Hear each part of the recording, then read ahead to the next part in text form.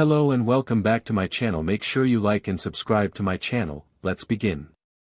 Return of the Chosen One. Chapter 1. Close to midnight at the docks of Alto Mare, a Rattata moved around hoping to find some food. When suddenly out of nowhere, a teal-blue fire appeared and spin like the move fire spin. Fearing for its life, the Rattata ran away as the fire grew. Soon the fire disappeared as if it was never there, and in its place is a person wearing a black hooded coat with black gloves and black boots. The black-coated person walked into town unfazed that it appeared out of nowhere and towards its destination. Soon after it started to rain, however the person moved on and turned into an alley. The person walked deep in alley before, the person was surrounded by a gang. Well. Looks like we got first victim of Alto Mare, said one of the creeps. What's with the stupid costume, said another one. The black coat person unamused spoke in a deep male voice with authority, move out of my way, or else. What gives you the right to order us? Shouted the biggest creep who the black coat person assumed is the leader. You know what, I'll take you out right now, shouted the leader, and he ran to the black coat person ready to punch him. Fool, said the black coat person grabbing the leader's fist and threw him to a wall, knocking him unconscious. BB boss, shouted one of the goons with surprise and fear. There is more of us than of him. We can still take him on. Get him, shouted another goon, and then all of them let out their Pokémon and ran towards him. Fools, shouted the black coat person coldly as he grabbed one of his Pokeball and released his Pokémon. Much later, the black coat person returned his Pokémon, walk up to the only goon that wasn't unconscious and pick him up by the shirt. Justice always prevails in the end, spoke the black coat person, then punched the goon in the face, knocks him unconscious. The person then threw the goon to the rest of the unconscious creeps and their Pokémon. He then moved on, leaving the scene. 2 minutes later, Officer Jenny and 2 other cops show up to investigate the noise they heard earlier and saw the unconscious goons. What has happened here? Asked the surprised Officer Jenny, then she got a closely look at goons. Wait a minute. These are the Black Ariados gang that we were warned about. Arrest them, said Jenny, and she and the other 2 began arrest the gang. The rain kept pouring down as the black coat person walked through a small garden and into another alley. Soon he came to a wall, but instead of turning, he walked right through the wall. After walking through the tunnel, he entered the secret garden. Ignoring the beauty of garden, he moved to a set of stairs leading to a fountain. Reaching the top, he moved to a light that is coming from the fountain. Looking in the fountain, he saw the light come from a sphere. Soon it shall all be fixed. Very soon, thought the person, then he reached out to remove the sphere. Using his own power, the person removed the sphere and checked the fountain. Seeing the water is still flowing even with the sphere removed, he looked at the sphere thinking, good, my plan has worked. Now Alto Mare won't be in any danger now with the soul dew removed from the fountain. The soul dew now no longer has a purpose for this town. It is best that the soul dash. The person immediately jumped to a side as a red blur sped by. Great. Just great. And I thought I could the soul dew without Latias noticing. The person thought as he dodged another attack from Latias. What do you think you are doing? Shouted a voice. The person dodged yet again and saw it Lorenzo, who yelled at him. Soon Binaka arrived. She just then noticed the soul dew in the person's hand. Why do you have the soul dew? Are you trying to destroy our home? She yelled. The black coat person didn't say anything, but grabbed something from his pocket and threw it to the ground. Smoke erupted from the object and covered a huge amount of the air. Latias used her psychic power to clear the smoke, and to both of her, Lorenzo's, and Binaka's surprise, the black coat person has disappeared. Just then, they heard a crashing sound. He's in my workshop, shouted Lorenzo, and him, Binaka, and Latias rushed to his workshop. Damn it, growled the black coat person as he accidentally knocked down a table with tools, making a loud noise. He continued to run and smash through a door, this time not by accident. After smashing through the door, he sees he is in the streets of Alto Mare. He then jumped onto a roof and continued running. It wasn't long before Binaka, Lorenzo, and Latias entered the workshop. Latias noticed the destroyed door and she flew through the door. Once again she felt the soul dew and she rushed after the thief as Binaka and Lorenzo ran after as fast as they could.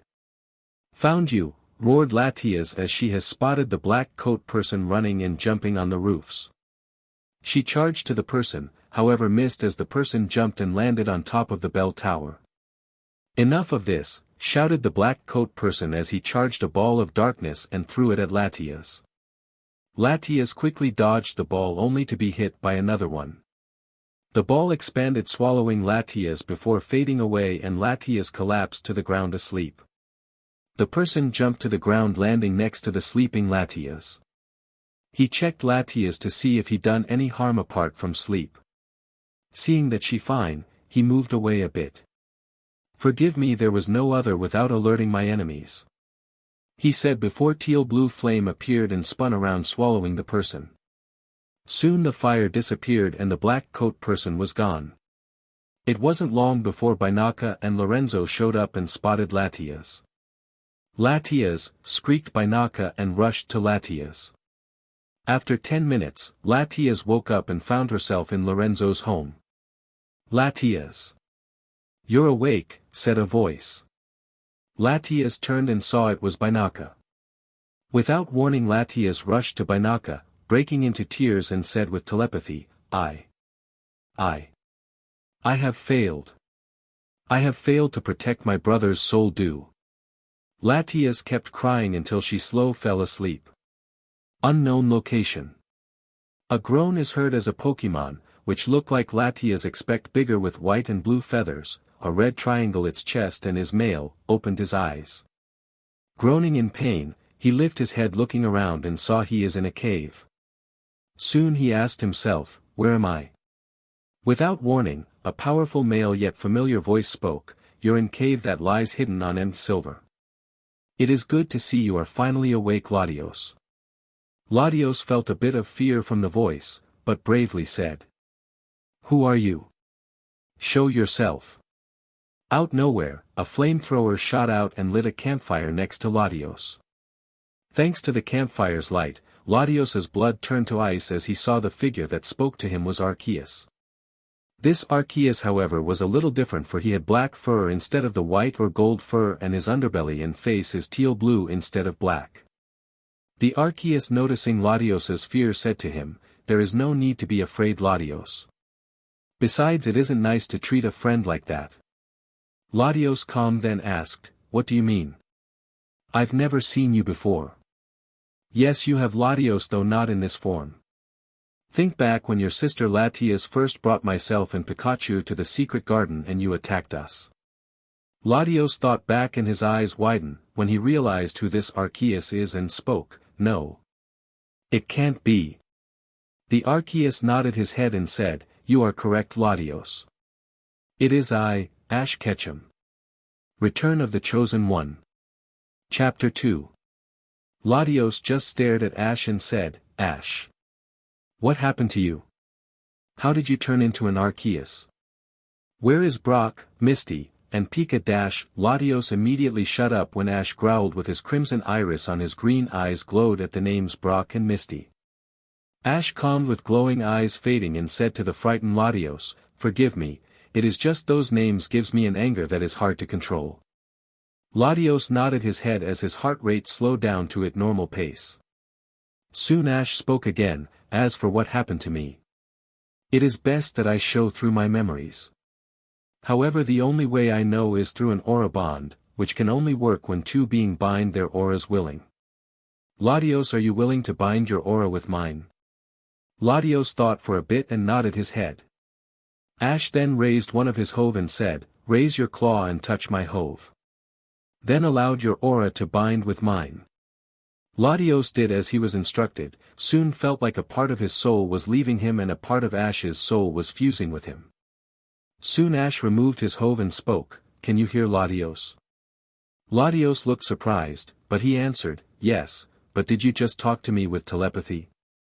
"No, not though telepathy, I'm speaking though our aura. Whoa, but how is speaking with any aura any different speaking with telepathy? Speaking telepathy is speaking with your mind which have limit range. While speaking with aura is speaking with your very spirit and has unlimited range as long as you form an aura bond and the person in question is alive. Now is anything else you need to ask? No, that is all I can think of at the moment. Okay then. Prepare yourself as you see my mem dash. Prepare for trouble, a voice shouted interrupting Ash as he rolled his eyes in annoyance and lay down for the first time. Make it double. To protect the world from devastation. To unite all people within our nation. To denounce the evils of truth and love. To extend our reach to the stars above. Jesse. James. Team Rocket, blast off at the speed of light. Surrender now or prepare to fight. Meowth. That's right. Wabuff it. Latios growled at Team Rocket and is ready to charge at them, but stop when heard Ash said in an annoyed tone, "Are you, Three Stooges, done making a fool out yourselves?" Sorry twerp. Old habit couldn't help it. Apologized James. Will you shut your yap James? I want to take a nice catnap on the boss's lap. Said Meowth and went lying down on Ash's front legs. Ash rolled his eyes again, but still let Meowth sleep while he watched Jesse and James who decided to roast marshmallows over the campfire. Are you going to do something about them and why did that Meowth call you boss? Asked Latios with a sweat drop. No. They have been with me since they saved my life from their team when they attacked. Also they have been calling me twerp ever since we first met and after saving my life they started calling me boss though they still me twerp at times.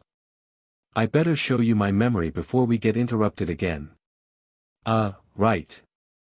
Said Latios who still had a sweat drop as Ash began showing his memory of that day. Flashback 5 months ago. Ash, a recent 16-year-old with loyal partner Pikachu on his shoulder, has just reached the top of a large hill where he can see Pallet Town. Well, Pikachu, Pallet Town is just ahead. Said Ash with a grin on his face to his partner. Hi, said Pikachu very weakly. Pikachu, what's the matter? Asked Ash worried as went to put a hand on Pikachu's forehead and found Pikachu is burning up a fever. Oh no. Pikachu is burning a fever and there isn't a Pokémon Center nearby. What should I do? Wait, Professor Oak should know what to do. Thought Ash and he ran to Oak's lab. It wasn't long before he reached Oak's lab, he then knocked the door. Soon the professor answered the door, noticing Ash and said, Ash my boy, it's great to see you back. How was Unova? No time professor, Pikachu is burning up a fever, said Ash trying not to panic as the professor widened his eyes and wordlessly let Ash in as he took Pikachu. Much later Oak entered the lobby where Ash waited as the professor had treating Pikachu. Ash then noticed Oak and asked, how is Pikachu? He's fine, however he will need to stay here for at least 2 days. Ash let out a sigh of relief for Pikachu is going to be okay. As to change the topic, the professor said, oh by the way, your other Pokemon that was under Professor Juniper's care has just arrived yesterday. Great. Oh by the way, you don't mind holding on my other Pokemon besides Pikachu? Not a problem. It just gives me more Pokemon to study. Oak replied as he accepted Ash's other Pokemon. Soon Oak asked, so are you planning to head into New Region? Yes, to Kalos, however that will have to wait. Why wait? I want to train my Pokemon even stronger and challenge the Kanto League again this time to win. That sounds like an excellent goal. You sure are the pride of Pallet Town. They kept talking until Oak looked at the clock and noticed the time. Look at the time. I think it is best for you to head home. I bet your mother is anxious to see you. Besides, I need to get back to my research. Said the professor and dismissed Ash. Even though Ash didn't want to leave Pikachu, he knew Pikachu is being taken well care of and left for home. Soon he reached the front door and entered after he opened it. To his surprise not only did he see his mom, but also saw Brock, Misty, May, Iris, and Sylvan. Well, this is a surprise, said Ash in a surprised tone. Ash, your friends won't say something to you, said Delia in angry tone while glaring at Ash's friends. Huh, spoke Ash now confused. Ash, we want you to give up on your dream, said May. What? Shouted Ash in an angry and hurt tone. We telling you that you need to give it up, it's for the best, Brock stated. Ash, feeling angrier, retorted, what makes you think or gives you the right? It's my dream to be a Pokémon master. You keep getting us into troubles again and again, from Team Rocket to those legendary Pokémon. We're lucky we survived, no thanks to you, snapped Misty. Ash felt something stir deep inside, but ignored it as yelled back, it wasn't like that, I was causing them on purpose. Team Rocket has been following me ever since we first met. It's not like I have been calling them and telling where we are. Also, most the incidents with the legendary Pokémon have been caused by other people, I just couldn't stay there and let them get away with it. The main thing is that you can't win any leagues at all, you just end up in the top sections, said Iris in a cold tone. I know, and I just need to train my Pokémon better. Also, I won the Orange Island League and the Kanto Battle Frontier, do you think those are easy accomplishments? Ash yelled back furiously. It doesn't matter, USCK as a trainer, said Sillin. Ash had enough, said, Mom, I hate to leave when I just got home. But I got to accomplish my dream and prove them wrong. Delia just nodded her head and Ash turned to leave.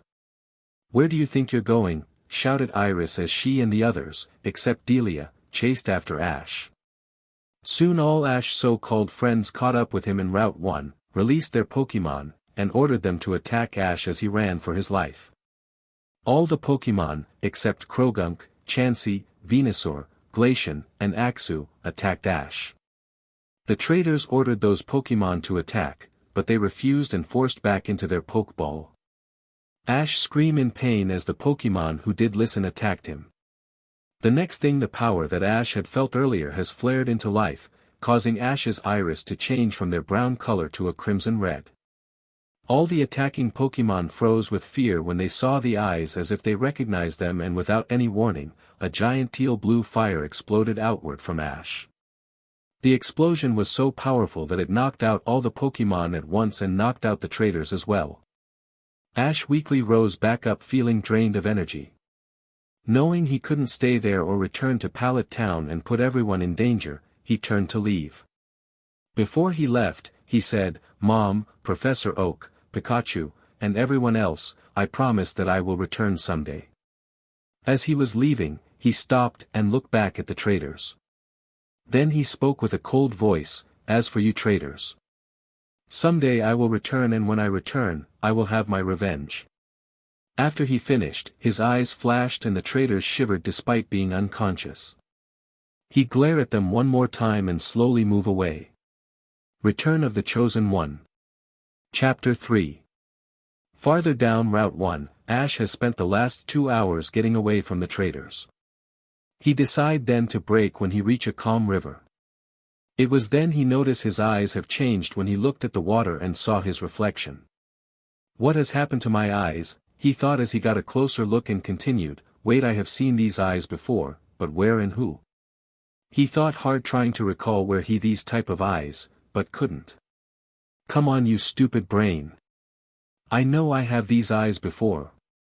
Ash growled himself, trying and still failing to recall the memory. It was then he heard a voice almost singing, Lady Arceus is here, everyone. We all can feel her presence somewhere. Everyone, let's all go and find her. Ash looked and saw a flock of Pidgey flying towards the trees. He frowned, thinking, did I just hear one of these Pidgey talking? Then he realized he saw those eyes in Machina Town and that Arceus have the same eyes. So I have the same eyes as Arceus. No wonder why those traders looked scared, they thought I was Arceus. Wait, didn't that Pidgey say Arceus is here? If that is true, then Arceus is my only hope.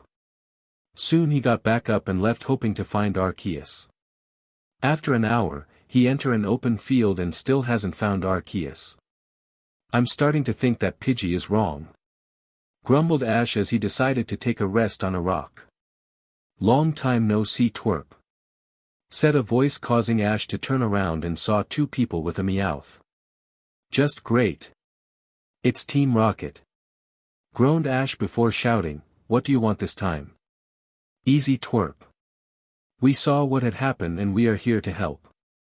Said a man with periwinkle color hair. Help? As if. I bet you just saying that to lower my guard and steal my Pokémon. Well, I hate to burst your bubble, James, but I don't have Pokémon on me, and even if I did, I still will never give them to you. Relax, Ash. We aren't here for your Pokémon.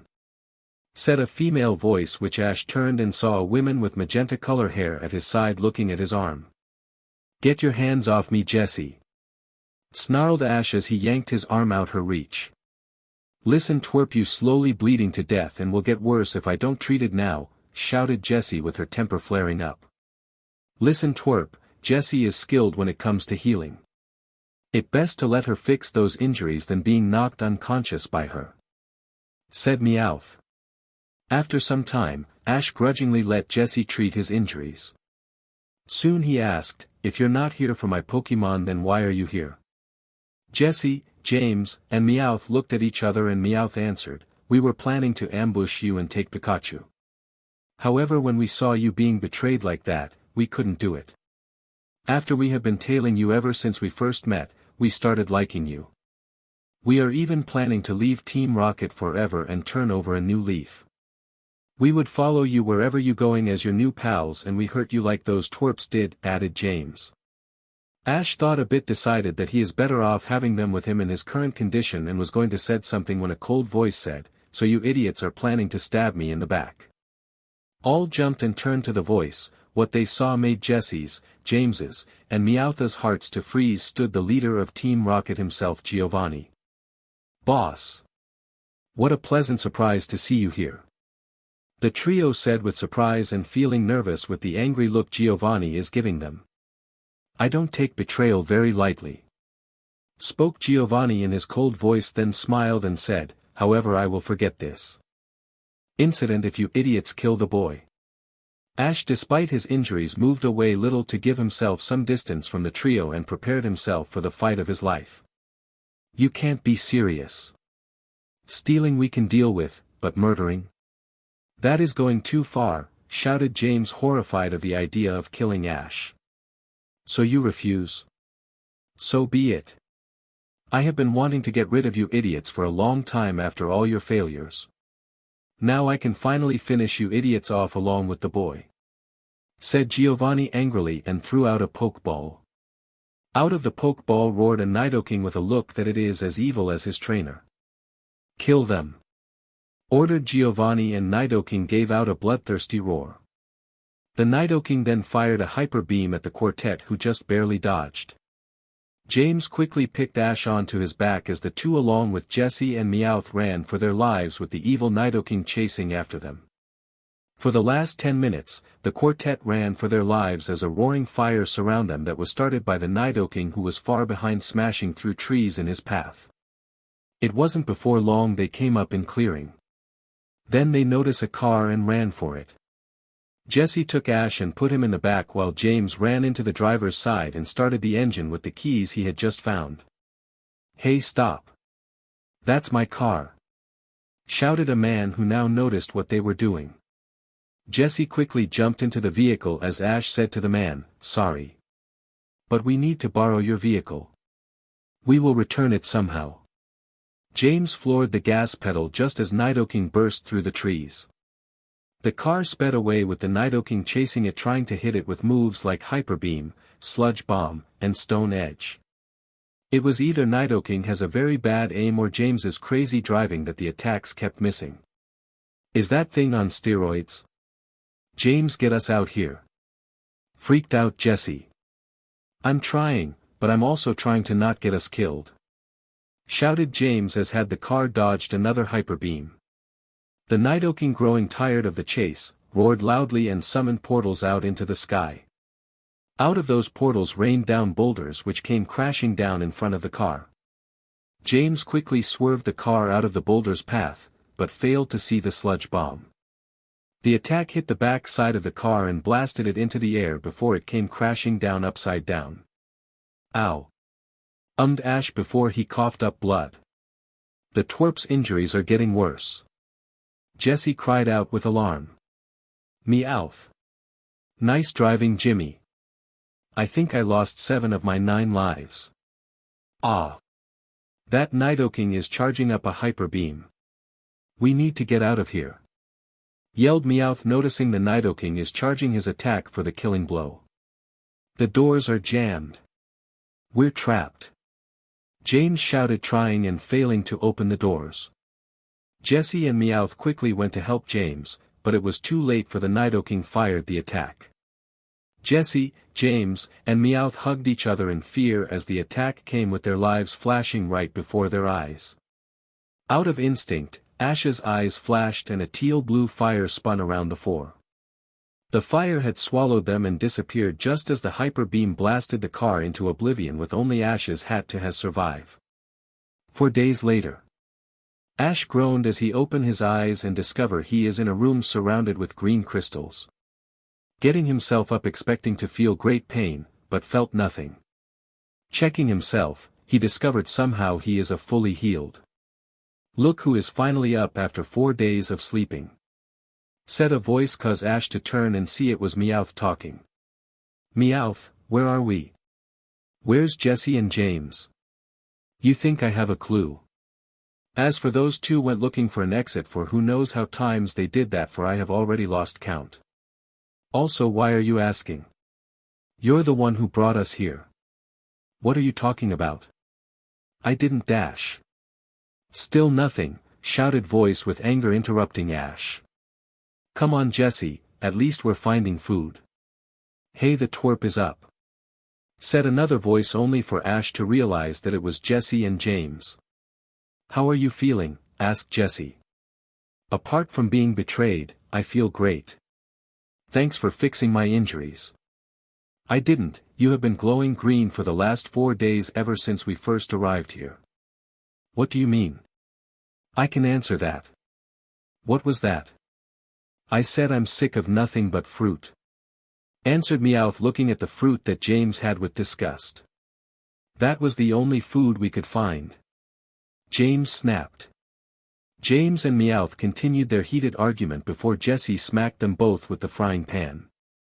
What is going on here? Thought Ash. Only you can hear me. What? Who are you and what do you mean only I can hear you? Only you can hear me because I am communicating you through aura. As for who am I, I'm the great tree known as the Tree of Beginning. What? Also, it was I who helped guide you into my core when you teleported yourself and your allies through aura. Another thing is, it was also I who healed you back to full health, Chosen One. What? Shouted Ash, catching the attention of Jesse, James, and Meowth. What is going on, twerp? James asked, confused. I know where are. We're inside the core of the Tree of Beginning. It was also the tree who behind my recovery, and it called me Chosen One. Wait. Was the Chosen One the title given to you through the prophecy back on Shamudi Island? Asked Meowth. Yes, but I don't know why. I mean, I have fulfilled the prophecy, so there shouldn't be any more to the prophecy. There's more to the title than just the prophecy. What do you mean? It was long foretold a legendary is to be born to be the king of the magical creatures along with Lady Arceus and save our world from its darkest hour. Wait. Are you saying I'm this legendary, but how? I'm only human, nothing more. Thought Ash, freaking out. You were born with aura like of Sir Aaron, however it was dormant until you used your aura to save Mew and myself for the first time. Since then your aura has awakened and kept growing stronger. When you first arrived at Sinnoh, your aura has communicated with Arceus, causing her to slowly awaken. When you made physical contact with the Jewel of Life and Arceus herself, unknown to both of you, a part of herself went inside, slowly changing you. The changes have finished when you were in the middle of your journey in Unova and fell dormant waiting for you to full awaken it. Your betrayal, even though it was cruel, it was what needed to full awaken. Ash was speechless and spent some time to swallow all the information he just learned before thinking, is this all true? This isn't a big joke or some dream. No, it is all true. However, it makes you happy to know that one of your friends didn't want to betray you, but was forced to. Who that person is I have no idea, all I could tell was self-disgusted with itself for betraying you like that in its aura. I'm sorry that I can't give you any information better than that. It's fine.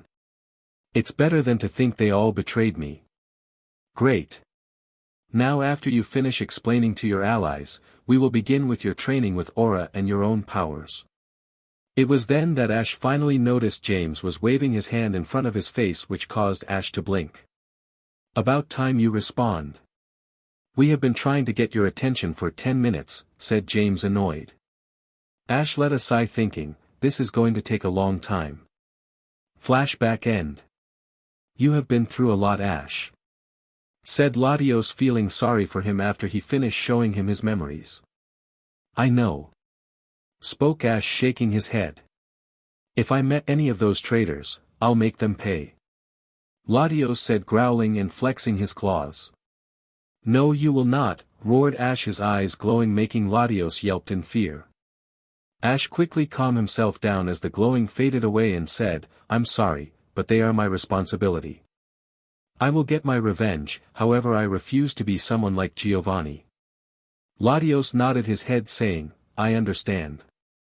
Latios then frowned and asked, that can't be all you showed me, is it? No.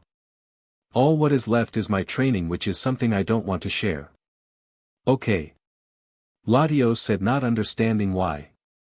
That's because he is too embarrassed with all the mistakes he made during his training, said Meowth, laughing. Shut it. Ash snarled, with his face going red with embarrassment. Mistakes like what? Said Latios with interest.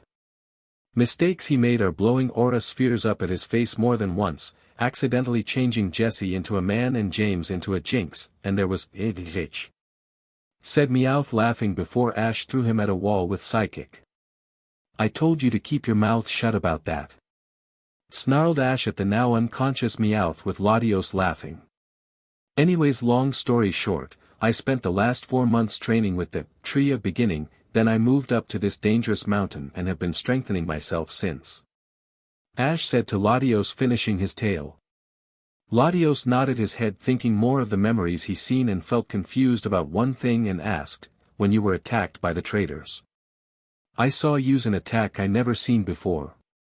What was it? Ash looked confused for a second before realizing what Latios was talking about and answered, oh, that is my own signature move called Aura Supernova. Aura Supernova. It an attack I have discovered when I charge my aura and have it exploded outward like a supernova, hints its name. Aura Supernova is my strongest attack, however it leaves myself exhausted for a short time. Such a cool move, said Latios, very impressed. Ugh. I can see stars sparkling from his eyes, thought Ash, feeling uncomfortable from the attention Latios is currently giving him. Anyways, to change the subject. What are you going to do, Latios? You can't go back to Alto Mare for some time, said Ash, giving Latios a serious look. Latios thought a bit and realized Ash is right that he couldn't just go back to Alto Mare, and what was worse is he had nowhere to go. He thought more about his situation before he decided and said, I thought about it and realized I can't return home and I have nowhere else to go. May I ask you, are you still a trainer? Ash blinked and said, yes. I'm still a trainer and working to my dream. I just don't feel really to get my Pokémon back from Professor Oak yet, nor how to without the world know I'm still alive. I don't Giovanni to get a word that I'm still alive. Why? I wish to join you as your Pokémon. Are you sure? I don't give out any easy training. I'm positive. Then welcome to the team. Glad to be aboard, said Latios, feeling pleased with himself. Ash summoned a Pokeball out of nowhere and Latios touched the button allowing himself to be captured. After the Pokeball made a ding sound, Ash let out Latios and his Pokeball disappeared. "How are you feeling?" Ash asked his Pokémon. "A little dizzy, but I'm fine," answered Latios, trying to clear his vision. "You know, boss, that is your second legendary Pokémon and your third Pokémon to join us," said James. "Really? Who is the other legendary? Is it Mew?" asked Latios to his new trainer with an expression of eyebrows raised. "No. It's Dash," said Ash before he widened his eyes, and without any warning a teal-blue fire spun around him. After the fire faded away, Ash was gone, leaving everyone confused about his sudden departure. They then heard a groan and saw Meowth regain consciousness, who said, "What happened? Ow. That psychic attack really hurt." Return of the Chosen One. Chapter 4. Hours have passed with everyone asleep when a teal-blue fire flared into existence, lighting the cave with its light, waking everyone. Soon the fire died away, leaving a very tired Ash in its place. "Boss, where did you disappear to?" asked Jesse. "None of your business," replied Ash coldly, hinting that he was angry about something. Jesse didn't even bother to ask why he has blood on him, knowing he wouldn't answer. Just then Meowth jumped towards Ash with claws extended, shouting, "I'll teach you for throwing me at a wall." "Meowth, stop," shouted James with great fear, but it was too late. Ash was shocked by the surprise attack and was attacked fiercely by Meowth's fury swipes. After Meowth has finished his attack and then he realized what he just done. Meowth gulped as he watched Ash's scratched-up face turn from shock to anger, with his entire eyes glowing red in his fury. "Run!" shouted Jesse, and she, James, and Latios ran out of the cave as Meowth was back into a corner with an angry Arceus moving closer towards him. Meowth then just noticed teal-blue aura particles, and great fear filled him when realized what attack Ash is going to use. "Mommy!" was all Meowth said before Ash unleashed his attack. A loud explosion filled the air, followed by screaming as Jesse, James, and Latios were shot out of the cave and into the trees. Then a cave-in and a massive landslide took effect, erasing the cave from existence. "Meowth! Meowth! Ash! Ash!" shouted both Jesse, James, and Latios with shock of the destruction. Just then there was a blast from the pile, and out came a heavily bruised and a much-tried Ash with a Riolu who is carrying an unconscious, badly bruised Meowth. The three moved far away enough just in time as another landslide happened, filling the hole. "Nice work, Ash," said Ash, growling at himself when he looked at the mess where a cave used to be. "So what now?" James asked while Jesse took Meowth off Riolu's hands and wrapped him in bandages. Ash let out a sigh and said, "It is time for us to leave this mountain." "When do we leave?" asked Latios. "As soon as the other one returns." "As what when I return?" spoke a dark, cold male voice. All turned and saw a Darkrai rising from the shadows with his arms crossed, looking at Ash. Then he noticed the mess and said with disbelief and annoyance, "Again?" Ash rolled his eyes and answered, "Yes, again. Now that you are here, Darkrai, it is time for us to leave."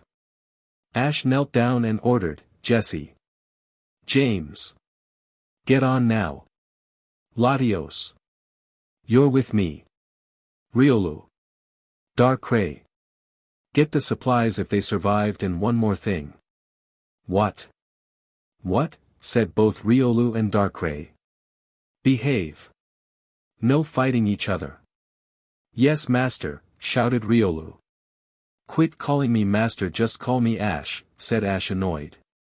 "Yes, master," said Riolu, with Darkrai rolling his eyes as he and Riolu left to look for their supplies. 15 minutes have passed when the two return with their supplies, which survived through some miracle. To their surprise, they saw Jesse bickering with Ash about his injuries and that they need to heal. Ash, going tired of hearing Jesse, used recover and refresh to heal himself. "There, I'm healed now, will you get on my back? I wanted us to be gone 15 minutes ago," said a deeply annoyed Ash. Jesse climb onto Ash's back with James, who was already on his back holding Meowth, who is in a full body cast still unconscious. After Jesse got on his back, Ash rose back onto his feet. Riolu quickly jumped onto Ash's back and climbed up his neck to his head. After Riolu got himself comfortable, the group left the mountain heading into the forest with Ash leaving him Silver. 2 hours have passed since the group had left when a golden light appeared in the sky. With a beautiful shriek flew down a huge bird with colorful feathers and a rainbow following right behind it, for it was the legendary Pokémon Ho-Oh. The Ho-Oh landed and looked at the destruction with surprise. "Arceus, what has happened here?" said the Ho-Oh in a female voice to herself. "What's going on here?" First Darkrai disappeared from Alamos town, then the theft of the Soul Dew, now this. Then she noticed the aura coming off the mess. This aura shows signs of being used as an attack, and a powerful one by the looks of it. Wait. This aura feels familiar, but I can't recall whose. She just then felt the same aura but much stronger at a farther distance. Thinking it may the source, she decided to follow it and took to the air. Ash suddenly felt something making him turn his head back. "What's up?" asked Latios, noticing Ash's behavior. "Someone is tailing us," answered Ash. Then he flashed his eyes and continued moving, saying, "Now whoever is following us, try to find us now." Ho-Oh shrieked in surprise, for the aura she has been tailing has disappeared. She tried to locate the aura, but it was gone as if it was never there to begin with. "What's going on here? This isn't natural. Aura doesn't just disappear like that. I better report this to Lady Arceus." Thinking to herself of the situation, and turned toward the direction that will take her to Empty Coronet. "It looks like our tracker has given up," said Ash as he felt the presence leave. "Do you know it was Twerp?" asked Jesse. "No, but I can only guess whoever was following us is because of the mess I made back there," answered Ash, shaking his head and accidentally throwing Riolu off. Riolu went flying, but catching Ash's psychic and brought back to his back. "Sorry, Riolu." "It's fine, Master." Ash rolled his eyes, annoyed of being called Master by Riolu, and was about to retort when he heard a cry for help. He quickly changed into human form, making James fall hard on his butt and Jessie to fall into Darkray's arms, who dropped her within 2 seconds. Luckily Riolu held on when Ash transformed and was now riding on his black coat master's shoulder as he ran off to who knows where, with Darkrai and Latios right behind him. Well. It looks like after all these years we finally got you. Ain't that right, Chico?" "Blurt," said a tall man with a green shirt and pants and a black hat, looking at the cage. "Right, you are Brago, and it all thanks to my inventions," said a middleman with brown and wearing a green shirt and pants like Brago. "This Tyranitar and Larvitar will make the Pokémon Poacher brothers rich. With a shiny Kirlia as a free bonus," said a fat man like the other two wearing the same clothes.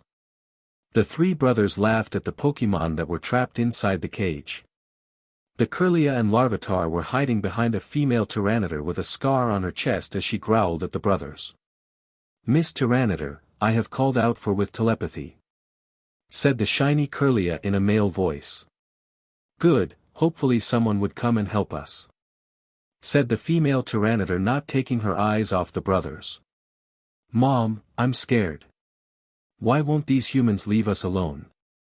spoke the frightened Larvitar in a young male voice. "I don't know, my child, I just don't know." Unknown to all, behind the 3 brothers in the trees looking at the scene, stood a person in a black coat with a Riolu on his shoulder with a Darkrai and Latios at his side. "Humans like those makes me sick," said Darkrai with a tone of anger in his voice. "Tell me about it, and it always people like those that make worse for everyone else," said Ash, clenching his fist in anger. After taking a few breaths to calm himself down, he then said, "Okay, here's the plan. Riolu, you distract those idiots and try have them chase you.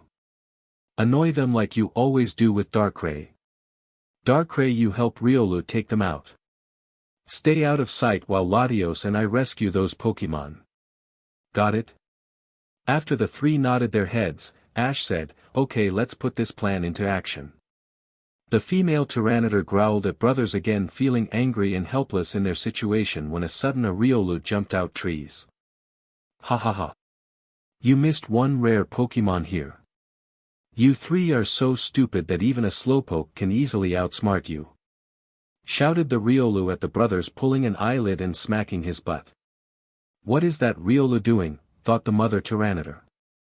It didn't need to take a genius to find out the Riolu is insulting them as Brago grabbed his fist in anger, shouted, I don't what you said, but I know when I'm being insulted. You just put yourself into a nasty situation. Chico. Help catch this smartass. Blurt. Make sure our goods don't escape. Tyranitar watched helplessly as the Riolu ran in one direction with two of the brothers chasing him.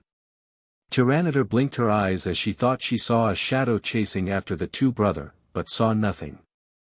She looked at the fat human and her eyes widened in surprise as she saw a black coat human running towards the fat one. Blurt noticed the Tyranitar's expression and turned around to see what was behind him, only to get punched right in the face. The impact was enough to throw him off his feet with his nose broken and bleeding. He got himself back up, seeing his attacker is at the cage with Tyranitar growling a threat at the person, and ran towards him determined to get his revenge. Tyranitar watched the black coat human punch the fat one in the face and ran towards her child, and Curlia. She let out a threatening growl as the black human got to their cage. She noticed the fat one had got back and is running towards the black-coated human, only to be tackled by something invisible. What's going on here? Tyranitar thought to herself as she watched the fat one was tackled again and again. Ash, ignoring Latios who was attacking Blurt, invisible focus his task of freeing the trapped Pokémon. Great! It's an electronic lock. I'm never good with theses and I'm too drained to use my aura. Well, I might as well try my luck with it and see if I can unlock this thing. Thought Ash as he looked at the lock. Back off, human. Growled Tyranitar at the black coat human who ignored her. Wait, Miss Tyranitar. He is here to help us. I can feel it from his emotions. Spoke Curlia, calming Tyranitar down. Larvitar looked at the human thinking, why do I have this feeling I know this human? This human scent is just a little different, but still is familiar. Tyranitar noticed her son was staring at the human very closely, but didn't say anything as she watched the fat human get tackled into a tree and is knocked unconscious. Meanwhile, in quite a good distance away from Ash, Brago and Chico have just lost sight of the Riolu they have been chasing. Where is that smartass? Shouted Brago in frustration. Relaxed, brother. It couldn't have gotten far. Said Chico, keeping a cool head. Gur, fine. Chico, you look in those bushes while I look over at the trees. That Riolu won't escape us. Said Brago before he headed off for the trees. Chico began his search through the bush, finding nothing until he noticed one bush moved. Aha, he said in triumph. He quickly moved to that bush and pulled the branches apart. What the? He said in confusion as he found nothing. He let go the branches, letting go back to their original position, and turned his back to the bush, scratching his head. Without any warning, a black clawed hand grabbed his face, covering his mouth, preventing him from making any sound, and yanked him back into the bush. Chico! Have you found yet? Yelled Brago, but didn't get a reply. Chico! Chico! Yelled Brago, now starting to nervous. Chico! Cut this crap now. Where are you? No matter how many times he yelled, Chico never answered back. What's going on here? Shouted a now totally freaked Brago. Just then Brago felt something hit him in the groin hard that made him cry out in pain with tears in his eyes and drop to his knees. It was then he noticed the Riolu in front of him with a smirk on his face. You!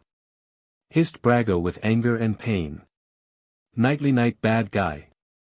Said Riolu, and he punched Brago in the face with power-up punch, knocking him unconscious. Now that felt good. Said Riolu, and noticed Darkrai coming towards him carrying an unconscious Chico on his shoulder. Now that our job is done, let's head back to Ash.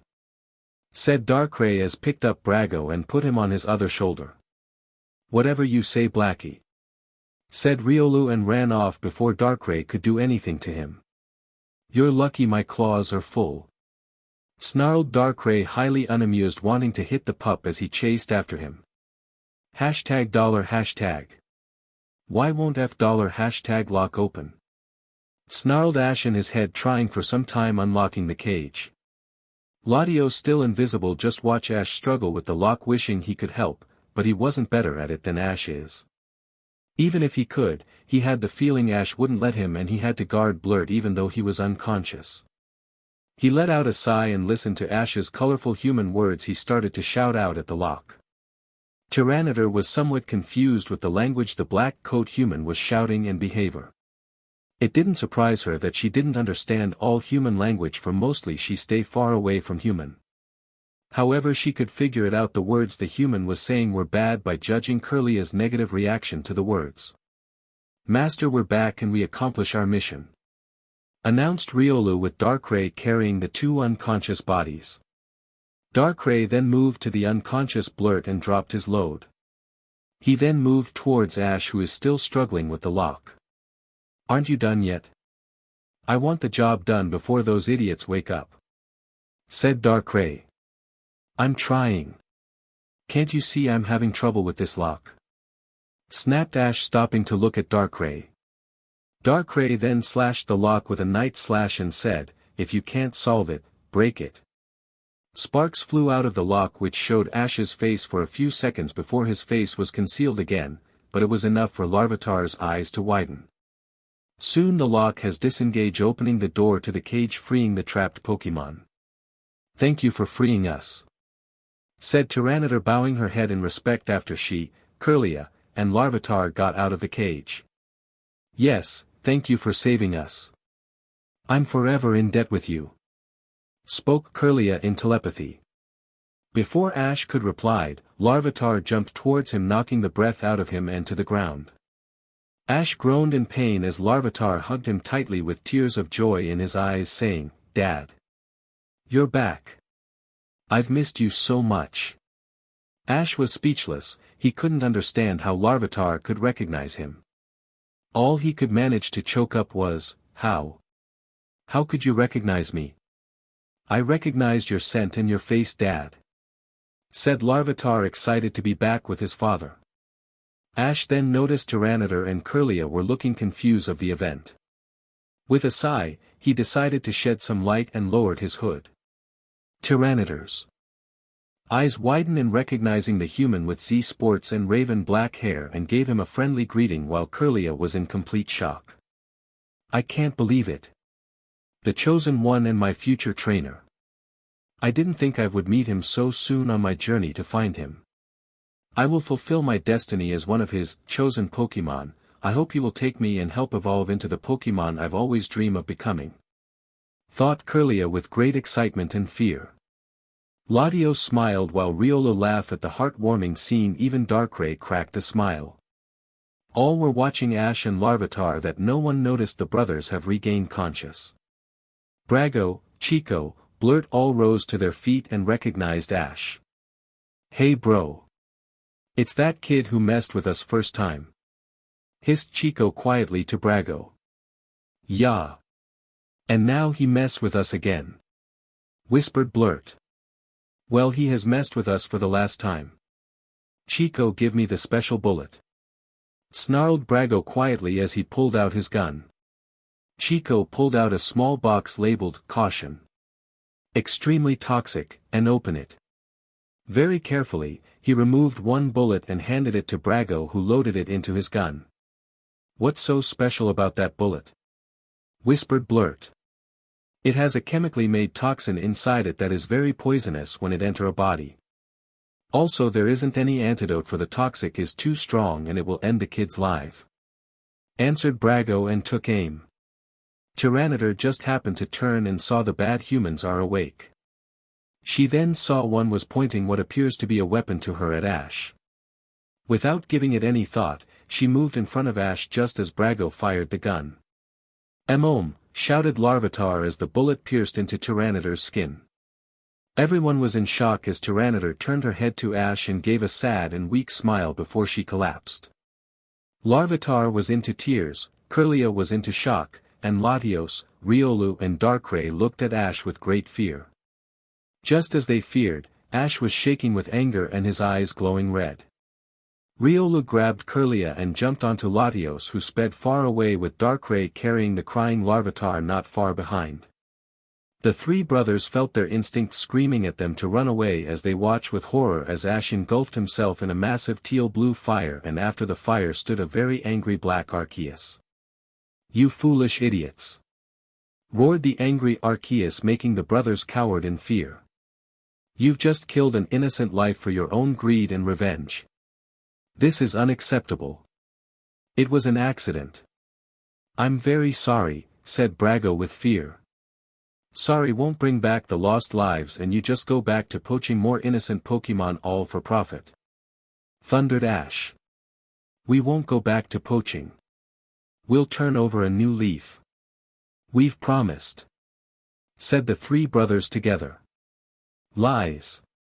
Your fates have decided. Your inner aura, your very soul shall be banished in the Shadow Realm for all eternity," finished Ash, and he opened a dark portal. The brothers watched with great fear, unable to move as the portal appeared, and out came 3 chains of shadow. The chains then plunged into the brothers, making them howl in pain. The chains then started to pull and pulled out 3 ghostly images of them. They watched their ghostly images fighting hard to escape the chains as it pulled them into the dark portal, but it was inedible for them to escape. The chains pulled them into the portal, and the brothers screamed in great pain as the portal closed shut. Then nothing. Emptiness, nothing, the brother couldn't feel anything. They were nothing but empty shells of their former lives. They could no longer be called human or anything at all, for they are ghosts of flesh. "My judgment has been fulfilled," said Ash, flashing his eyes as he completed his sentence. Return of the Chosen One. Chapter 5. Ash used his remaining power he had left and warped the brothers in chains made of aura. Then he moved to Tyranitar, who was slowly dying from the toxin within her body. Tears flooded his eyes as watched helplessly, unable to save her. "It's all my fault. If I had keep an eye on them," Ash yelled angrily at himself. "It's not your fault," said a weak voice, making Ash look Tyranitar. "How can you say that? It is all my fault." No, it isn't. The blame goes to those humans, for they're the ones who shot me," said Tyranitar. Then she started coughing up blood. "I haven't much time left. I want you to promise me something," Tyranitar said. Then she looked straight into Ash's eyes and said, "I want you to take my son. Protect and raises him as your own son. Promise me that." "I promise. I will watch over him and protect him," Ash said, bowing his head. Thank you. Now can rest in peace knowing my son will be safe. My only deepest regret is I couldn't spend a very long time with him. Tell him I love him," Tyranitar said before she shut her eyes for good as her life faded away from existence. Fresh tears came down on the black Arceus's face at the deceased Tyranitar, then turned to the brothers with rage in his heart before shaking his head, thinking to himself, "No, Ash, it's pointless. They are worse than death, there is nothing more you can do to them." He looked at Tyranitar's body and thought, "I can't just her body here. I'll take it me," and buried her after I turn in these idiots. Carefully using his psychic power, he lifted Tyranitar's body and placed it on his back, using his aura to make chains to secure her. Then made another chain to connect the one already wrapped around the brothers and have it connect to him, then begun moving, dragging the brother behind him. Using his aura, Ash was able to locate Darkrai, Riolu, Latios, Larvitar, and Kirlia, who were with Jesse, James, and the still full-body casted and unconscious Meowth, who never left their position when Ash left without any warning. "Where have you been, twerp?" Darkrai, Latios, and Riolu came back with those two and refused to answer my question. "What is going on?" shouted an angry Jessie. Ash ignored her and turned to James, then ordered, "James, the first want you to drop these drooling morons to the nearest police station. Use a very good disguise so you don't get arrested yourself as well, and return here." "Yes, boss." Right away, said James, and Ash freed them and himself from the chain that bonded them together with Darkrai looking at them, then carefully lowered Tyranitar's body to ground. Ash, what did you do them? They're a complete mess, said Darkrai with shock and disgusted at the condition the brothers were in. I have banished their very souls in the Shadow Realm. They're only alive is because of their brain and heart are still working, however they're unable to feel emotions or anything else that makes them human or something truly alive, said Ash, looking at the brothers with much hatred. They got what was coming to them. I hope. Wait. Did say the Shadow Realm? Does that dimension really exist? Said Darkrai with great fear. Yes, it does exist, said Ash, looking straight into Darkrai's eyes, showing he isn't lying. Shadow Realm? What is that? Asked a confused Kirlia. Ash turned to Kirlia and answered, it is a dimension where evil dwells. It is place of everlasting darkness with hope of ever escaping. It's a place where evil people and Pokémon go after they die as punishment for all the evil they have committed in their lives. Also, according to legend, it is also the prison of the Dark Legendaries. Kirlia's eyes widen with shock and thought, to think such a place really exist. He then asked, what are the Dark Legendaries? Are they legendary Pokémon? It was Darkrai who answered, no, they are not. They are evil creatures that aren't even Pokémon. For centuries they have brought death and destruction all over the world. They weren't powerful as Lady Arceus, however they can overpower her in numbers. Our legendary's ancestors have fought them to stop them, but they were just too powerful. Then one night something unexplainable happened, causing the Dark Legendaries to lose their power, and Lady Arceus was able to defeat and imprison them. All have been imprisoned except two, which looked like Groudon and Kyogre, have escaped and disappeared. Arceus had suspected those two have died and became fossilized but could never find them. Lady Arceus told us they nothing but a fairy tale. Ash looked at Darkrai and asked, why would Arceus tell you all it was a fairy tale? Darkrai shrugged, answering, I don't have a clue, but I can guess she was trying to keep them from ever getting released. Ash nodded his head in understanding, then his eyes widened with shock and said, I have encountered one before. What? Where? How? Darkrai shouted with shock. Everyone except Larvitar, who too deep in his misery to notice his surrounding, and Meowth, who is still unconscious, looked at Ash. Ash ignored them all, focusing his attention on Larvitar, who stilled wailing in his misery. Ash, unable to bear seeing Larvitar so miserable, moved toward him as everyone was all focused on him. Larvitar, spoke Ash to only Larvitar in telepathy, getting his attention. Larvitar, coming out a bit out of his misery to the point where he, aware of his surroundings, turned to look behind him. Poor Larvitar's heart froze as he saw a huge Pokémon he has never seen before and feel the power radiating off of it to the point it was overwhelming him. It was so much that it made Larvitar look to the ground, covering his face, and shake with fear. Larvitar. Ash spoke telepathy out to Larvitar again, this time in a softer tone. Hearing the voice, Larvitar stopped shaking and looked at the huge Pokémon again. Gathering his courage, Larvitar moved closer to the unknown Pokémon as it lowered its face, looking at him.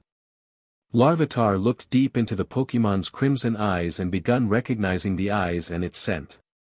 Dad?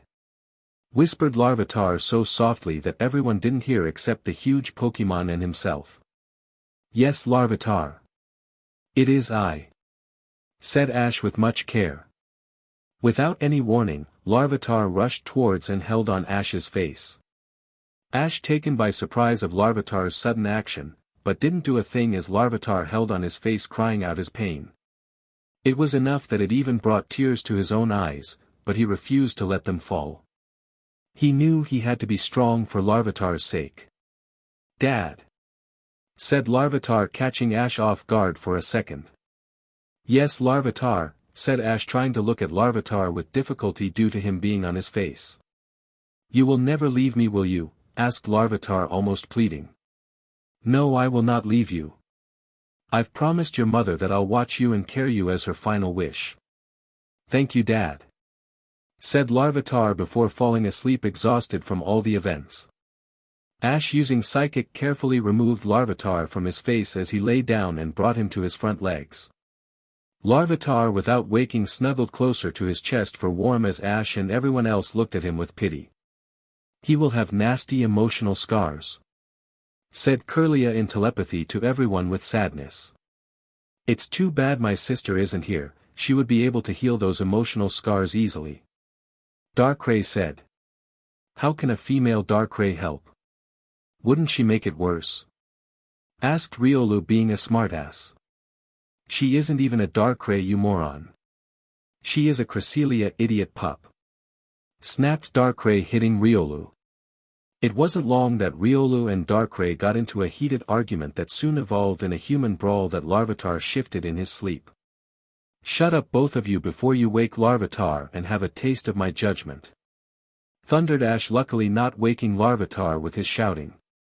Darkrai and Riolu shivered and immediately broke their fight, but still giving each other nasty glares at each other. James then remembered the mission Ash has given him earlier and quickly put on a very good disguise.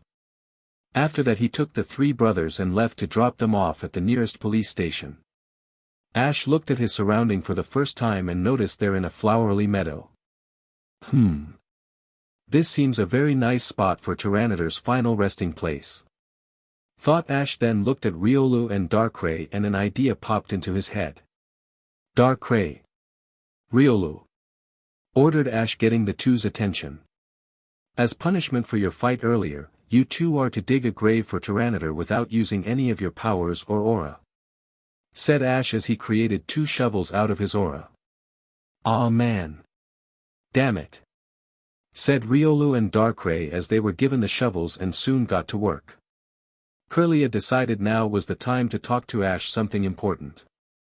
He got himself up, moved past Darkrai and Riolu who were insulting one and another and moved towards Ash. Ash. Said Curlia, getting Ash's attention. There is something I want to ask you. Oh, and what is that? Asked Ash with an expression of raised eyebrows. I want to join you and offered you my service. Why, may I ask? You are the chosen one and I was destined to be one of your chosen Pokémon who are born to join you to become the strongest of their species.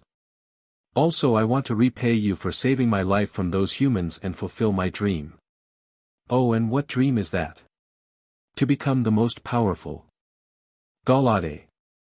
Then I welcome you to the team. Thank you, Lord Ash.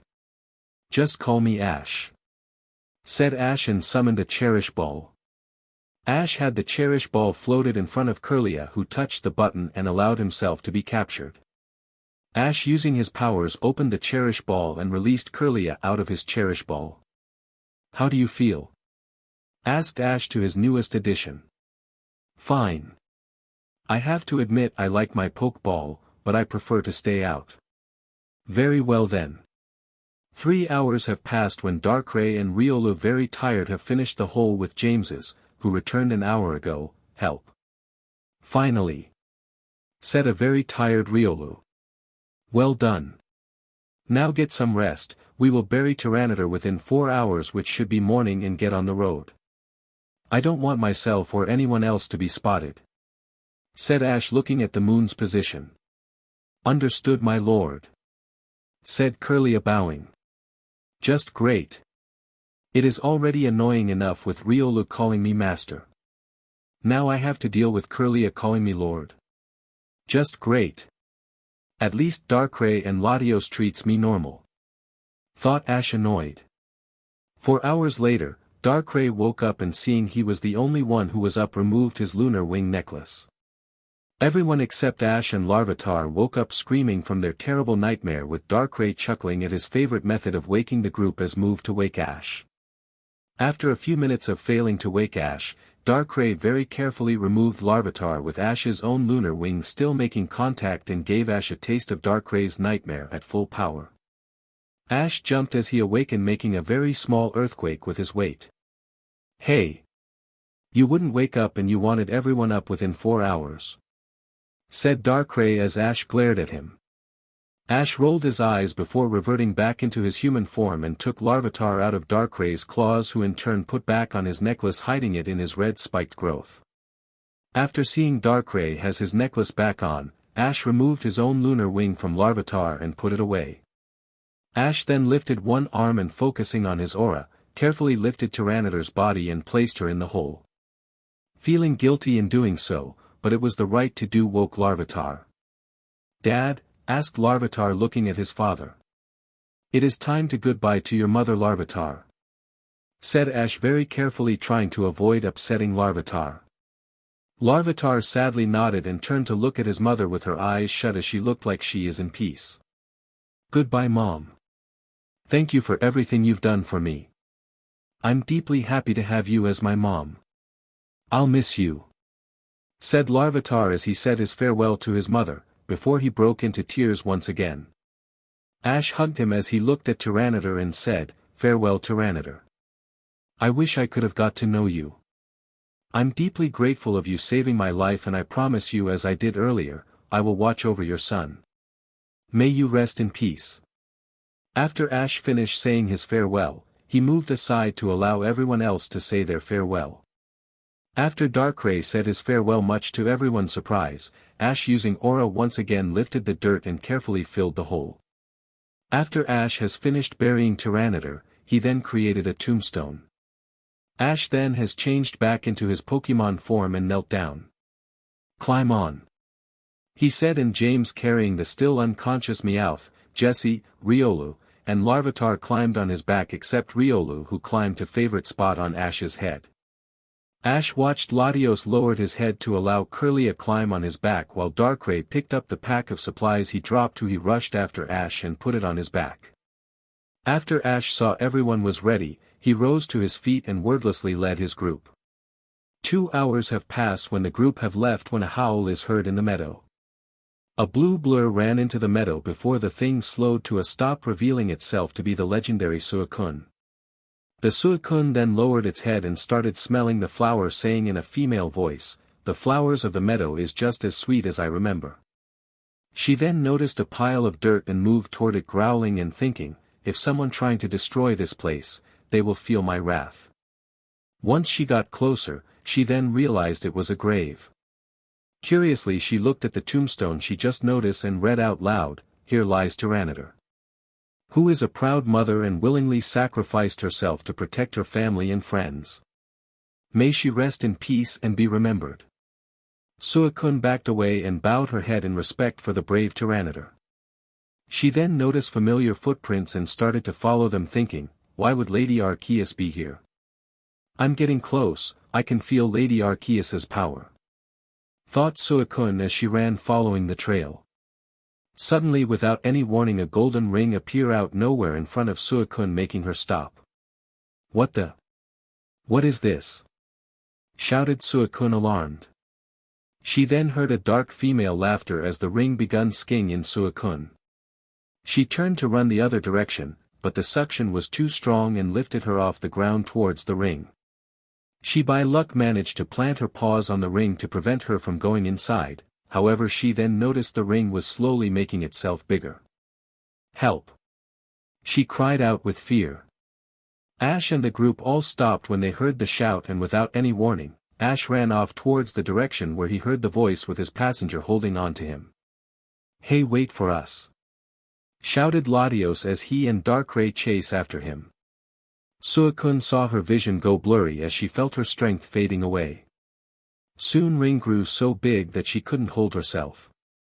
She closed her eyes in acceptance that she is going to swallowed by the ring. Just then she felt something warm wrap around her waist. She opened eyes and saw a glowing chain wrapped around her. She saw the chain is slowly pulling her out of the ring. Her eyes followed the chain and saw her saver. She gasped with surprise. Even though her vision is currently blurry, she can make out the shape and color. A black Arceus. How is that possible? She thought, trying to understand what she is seeing. Ash grunted as he used his aura and his own physical strength to create a chain of aura and use it to pull Suicune out of the mysterious ring. Darkray and Latios soon caught up and wordlessly helped pull the chain. James handed Meowth to Riolu, who slid down Ash's neck as he and Jessie slid down off Ash's back and added their support to the chain.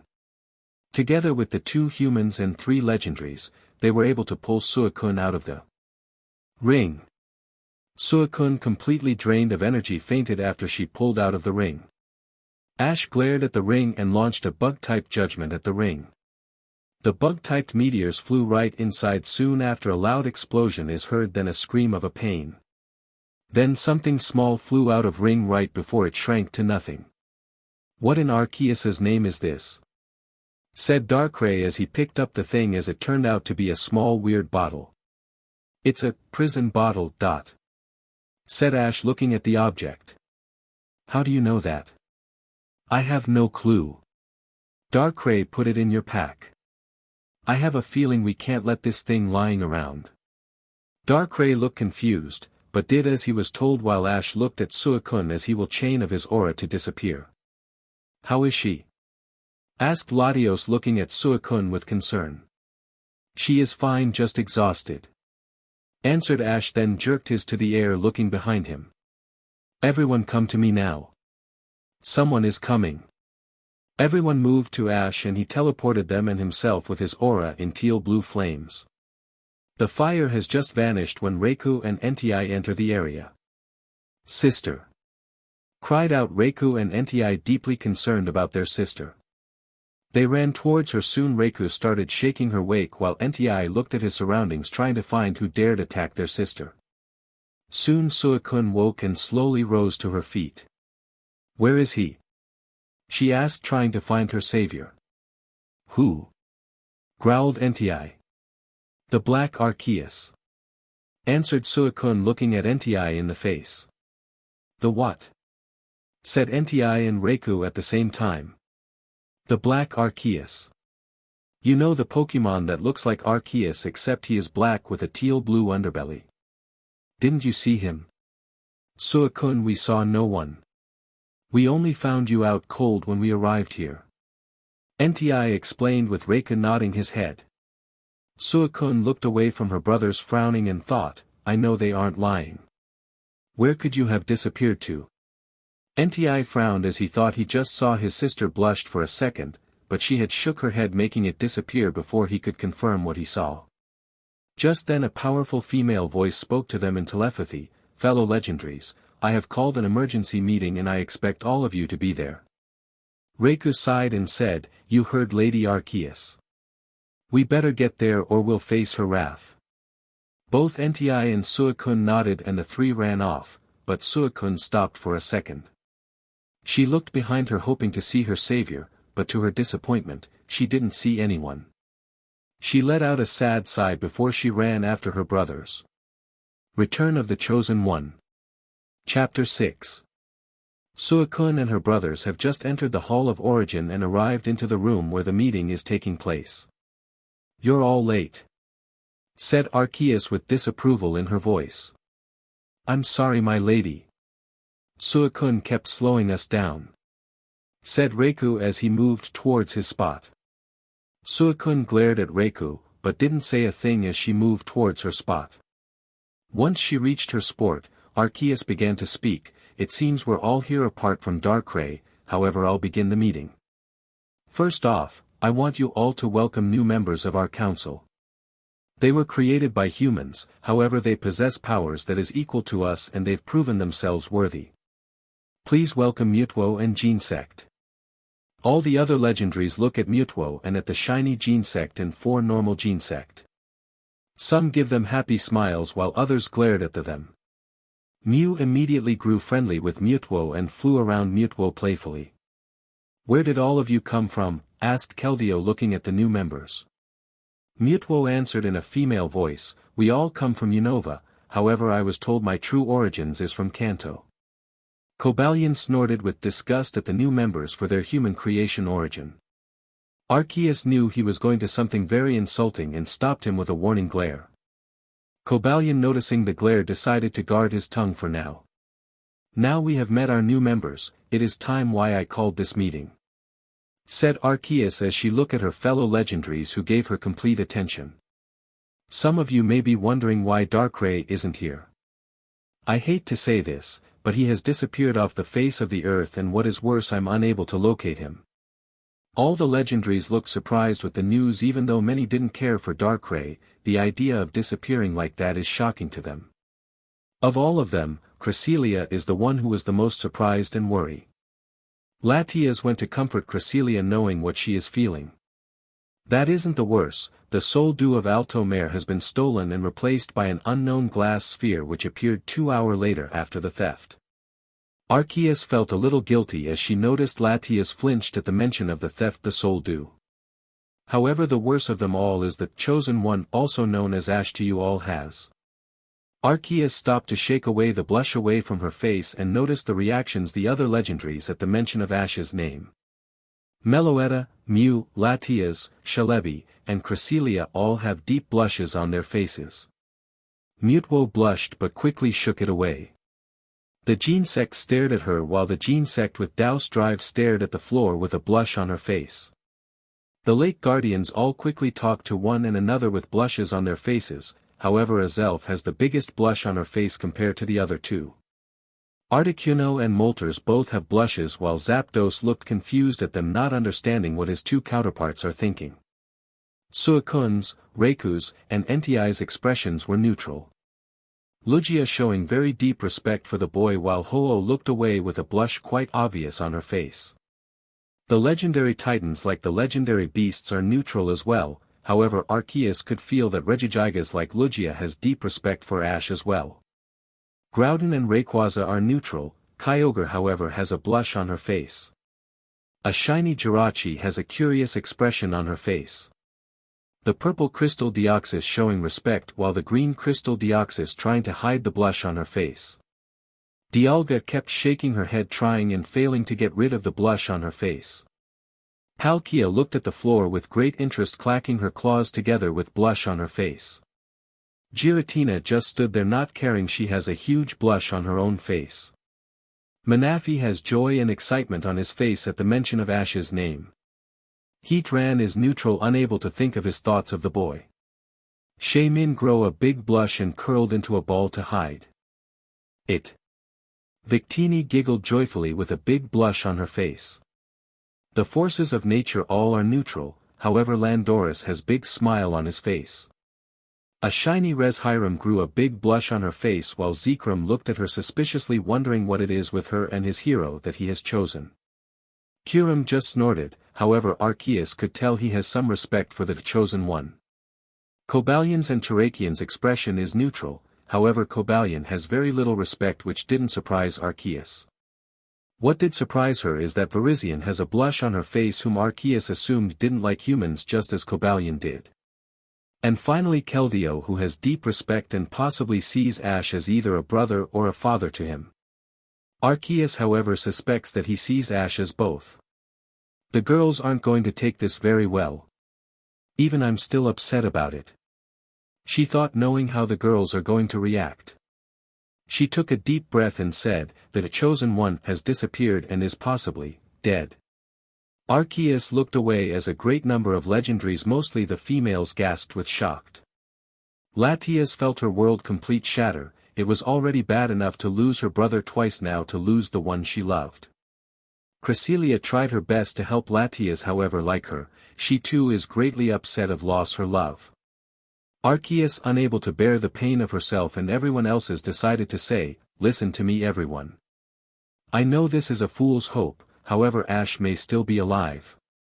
Just before he disappeared, I felt something there with him and it disappeared along with Ash. It's a fool's hope. However, I'm willing to believe it. I know Ash won't die that easy, said Latias, filling herself with hope that somehow Ash is still alive somewhere. Arceus nodded her head and said, now before I end this meeting, Ho-Oh told me about her encounter of an unusual power of aura that even disappeared without any trace of it. I need to ask, have any of you encountered anything usual other than what I just told you? The Tree of Beginning has forced us out and kept us away from its core for a long time. At first we thought it was one of Mew's pranks, but now I'm not so sure. I think the tree has been hiding something of us and the tree refuses to answer us, said Registeel, with Regice and Regirock agreeing with it. Now this the first time the tree acted on its own without telling anyone what it is doing. Thought Arceus. She then noticed Suicune stood up and told them all about her unusual encounter. You got to be joking. There can't be another Arceus. She is one of a kind. There is no way there is a black Arceus. How dare you disrespect Lady Arceus? Shouted Cobalion with complete disbelief and anger. I know what I saw and I'm not disrespecting Lady Arceus. Snarled Suicune glaring at Cobalion. Break it up you two. Shouted Arceus with her eyes slowly glowing red. Cobalion and Suicune immediately stop fighting knowing that Arceus's glowing red eyes is their final warning. Manaphy moved towards Arceus and nuzzle her who look at him with glowing fading away. Suicune, your encounter with this black Arceus is something I wouldn't believe, however given to the circumstance and the fact you never lie to me, I believe you. Thank you my lady. Said Suicune bowing with great respect to Arceus. If Suicune is telling the truth then what about the ring that attacked her? I wouldn't pass it that it one of the humans that are behind it. Said Cobalion. Cobalion, your hatred of the humans has clouded your mind. Also this attack isn't caused by humans, it was the work of a Pokémon and a new legendary I might add. Cobalion snorted, but said nothing as some legendaries glared at him while others looked at Arceus with interest thinking about what she said of a new legendary. Now I shall bring this meeting to a close. But before I do, I shall be leaving after the meeting. I got look into this attack and recruit possibly new legendaries. I'll be looking in the new human territory they call Kalos. After that I'll be looking into this black Arceus business. Now you're all dismissed. Everyone got up and got ready to leave when Arceus called out, Suicune. I need a word with you. Come with me. Suicune looked surprised and looked at her brother who looked confused, before she ran after Arceus. Arceus led her a good distance away from the other legendaries, stopped at a door, and turned to face her. Now I want you to keep this quiet from the other legendaries, but you're not the first to mention of the black Arceus. You're the second to mention this Arceus. The first one isn't a normal legendary. Said Arceus very seriously. Arceus then opened the door and Suicune saw a young shiny Suicune lying in the room asleep. Due to the shiny Suicune is sleeping on its side, Suicune was able to tell its gender and turned to Arceus with her face a little red and asked, Who is she? That you're going to ask her yourself. I don't get it, why do I have to keep her a secret? Because she isn't a Pokémon, she used to be a human. What? Look closely at her chest. Suicune gave Arceus a confused look, but still did as she is told. She moved much closer to the sleeping Suicune and looked at her chest. Suicune's eyes widened as she scar made from a bullet on the Suicune's chest right her heart is located. As you can see she has been shot by another human who has some sort of grudge against her. But what does this have to do with the black Arceus and how do you know this?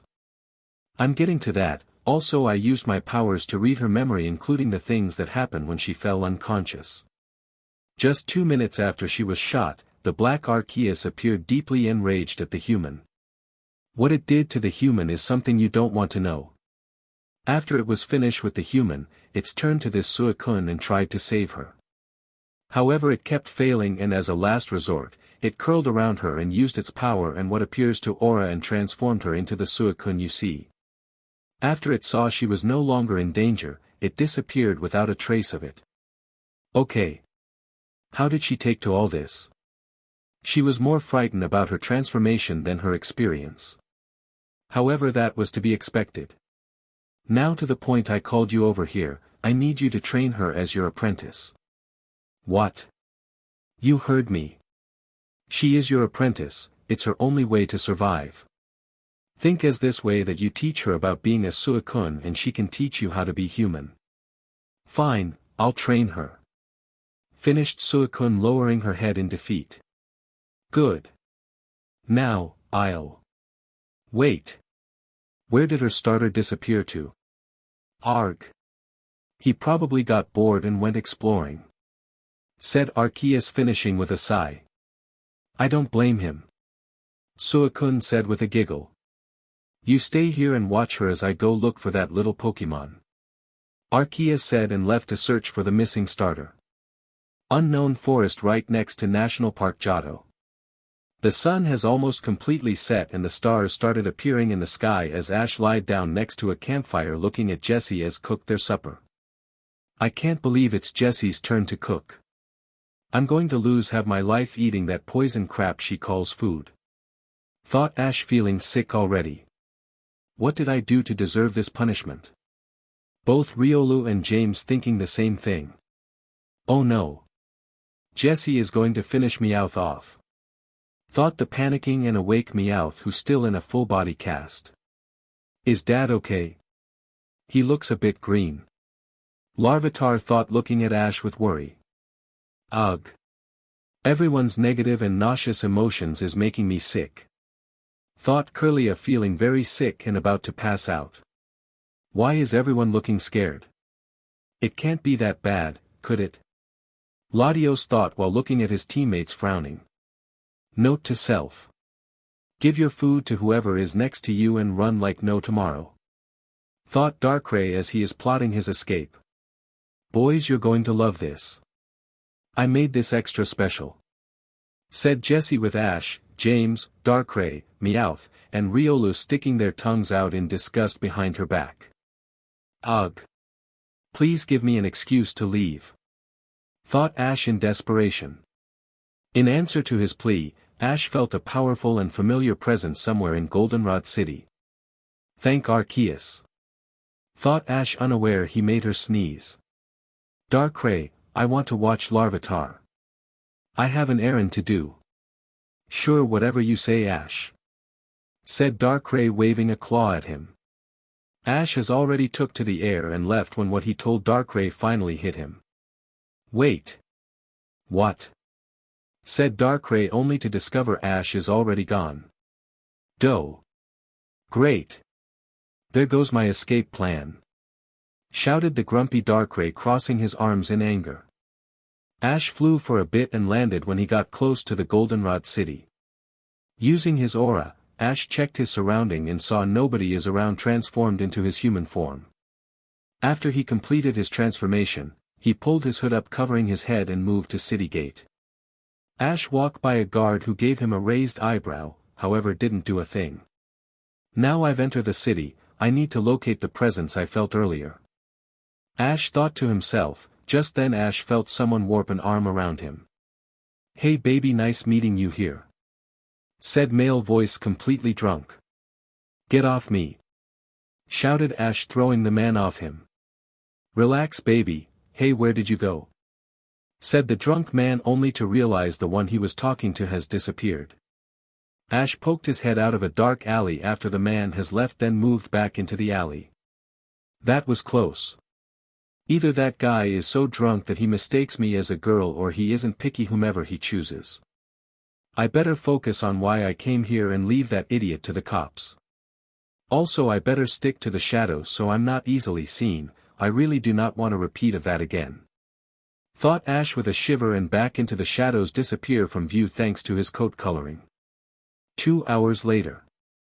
A figure in a dark robe-like cape which held by its neck is flown with the wind stood on the top of the radio tower. The clouds parted, letting the moon shine its light to the city, and revealed the figure to be a legendary Pokémon called Mewtwo. Mewtwo just stood at his position as he watched the city which he recently moved into. It was then he heard a female scream and wordless flew towards the sound. He reached the spot hidden in shadows and saw an adult human male what appears to harassing a pink-haired young adult female. Why do those humans always drink that crap if it makes them drunk? It's something that I'll never understand. Thought Mewtwo as he smelled the familiar smell coming off the human male. Come on baby. You're gonna love it. Said the drunk man. Get away from me you creep. Shouted the girl and tried to run away, but she stopped by the man. No way. You're mine. Help. Mewtwo decided he had enough and used Psychic on the man. The Psychic removed the man from the girl and threw him to a wall, knocking him unconscious. The girl picked herself up and looked around, tried to find her savior. She soon became unsuccessful and gave up. "Whoever you are, thank you," she said and ran off. Mutwo relaxed as the girl left and felt proud of himself for saving the girl. Mutwo looked at the unconscious human and began debating with himself what he'd do with the human when the girl returned with another human in a blue uniform. Mutwo at once recognized that human to be a law enforcement and silently left them. Mutwo entered another alley and moved a few paces when he heard a sound of clapping. "Well done. You have changed, Mutwo," said a deep male voice with authority in it. "What the? Who are you?" shouted out Mutwo, trying and failing to locate the speaker even with his psychic power. "This how you treat an old friend?" said the voice with amusement. Mutwo growled in frustration and tried to locate the voice again, but just like last time, he couldn't find him. "Come out before I make you," growled Mutwo, charging a shadow ball. "Your threats are nothing to me, but I'll show myself." Just then Mutwo felt an enormous power behind him and turned, seeing a black coat human come out of the shadows into the moonlight. Mutwo watched as the hooded figure grabbed his hood and lowered it. Mutwo was so surprised that his shadow ball faded away. It may have a long time since they last seen each other and his eyes may have changed, but he still recognized the person. "Ash. How? What are you do here? What happened to your eyes?" "It's a long story." "Well, I got plenty of time," said Mutwo, crossing his arms. Ash let a sigh, knowing Mutwo isn't going to drop the subject until he got his answer. Ash quickly looked around and said, "It's best I tell all this outside and away from the city so I don't cause a panic. Also, great job saving Whitney. I was about to knock that guy myself, but you beat to the punch." Wordlessly the two reached the gate and both pulled their hoods to cover their face. Also Mutwo made sure that his cape has completely hidden his body. The two walked through the gate, passed by the guard who is currently asleep. "Who put that idiot in as a guard?" Ash thought to himself as he made a glance at the guard. The two left the gate and traveled into the forest. Soon they came to a stop and Ash quickly checked his surrounding before he turned his attention to Mutwo as he lowered his hood just as Mutwo done his. "Now before I show this, I want you to give your word that you will never reveal this to anybody unless I give you permission. Also, if you do keep your word, do not interfere," Ash said, looking at Mutwo very seriously. Mutwo raised an eyebrow, however gave his word, and Ash stepped back. Mutwo's eyes then widened with shock as Ash engulfed himself in a massive teal-blue fire. Mutwo was about to jump into action to put out the fire, but remembered Ash had told him to not interfere and reluctantly just watch. Soon the fire disappeared and Mutwo with his eye widened with surprise as he looked at the mysterious Pokémon he has never seen before. "What the?" was all Mutwo could say. Return of the Chosen One. Chapter 7. Mutwo just stared at the unknown Pokémon. "Ash?" asked Mutwo, looking at the huge Pokémon. "Who else did you suspect?" answered Ash. "How did this happen to you? What are you?" "I'm a legendary Pokémon called Arceus, the Alpha Pokémon. As for how became this, it is best for I to show you my memories through an aura bond if you are willing." Sometime later, after bonding their auras and Mutwo witnessing Ash's betrayal, Mutwo crossed his arms and snorted with anger. "This is something that Giovanni would cook up. I've already figured that out a week ago, however only one didn't truly betrayed me. Who that is I still have no idea," grumbled Ash. Ash looked at the moon to check the time and said, "Look at time, I better get back to the others, and not to mention Darkrai is going to kill me." "Why would he do that?" asked Mutwo, raising an eyebrow. "I left him to watch Larvitar as I came to the city when I felt your presence. I'm not surprised if he was plotting his escape, since it was Jessie who was cooked tonight. She can't be that bad."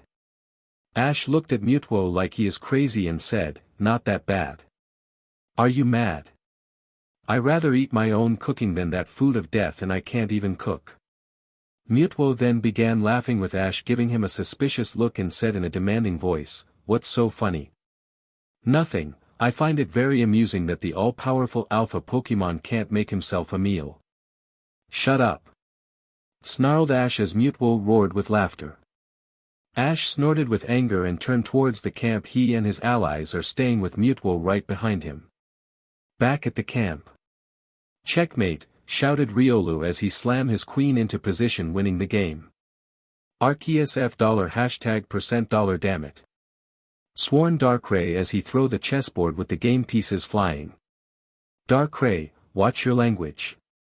Said Latios with disapproval. Ha ha ha. That's 20-0.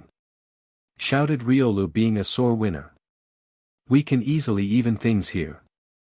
Snarled Darkrai as he cracked his knuckles. Darkrai, there is a child here.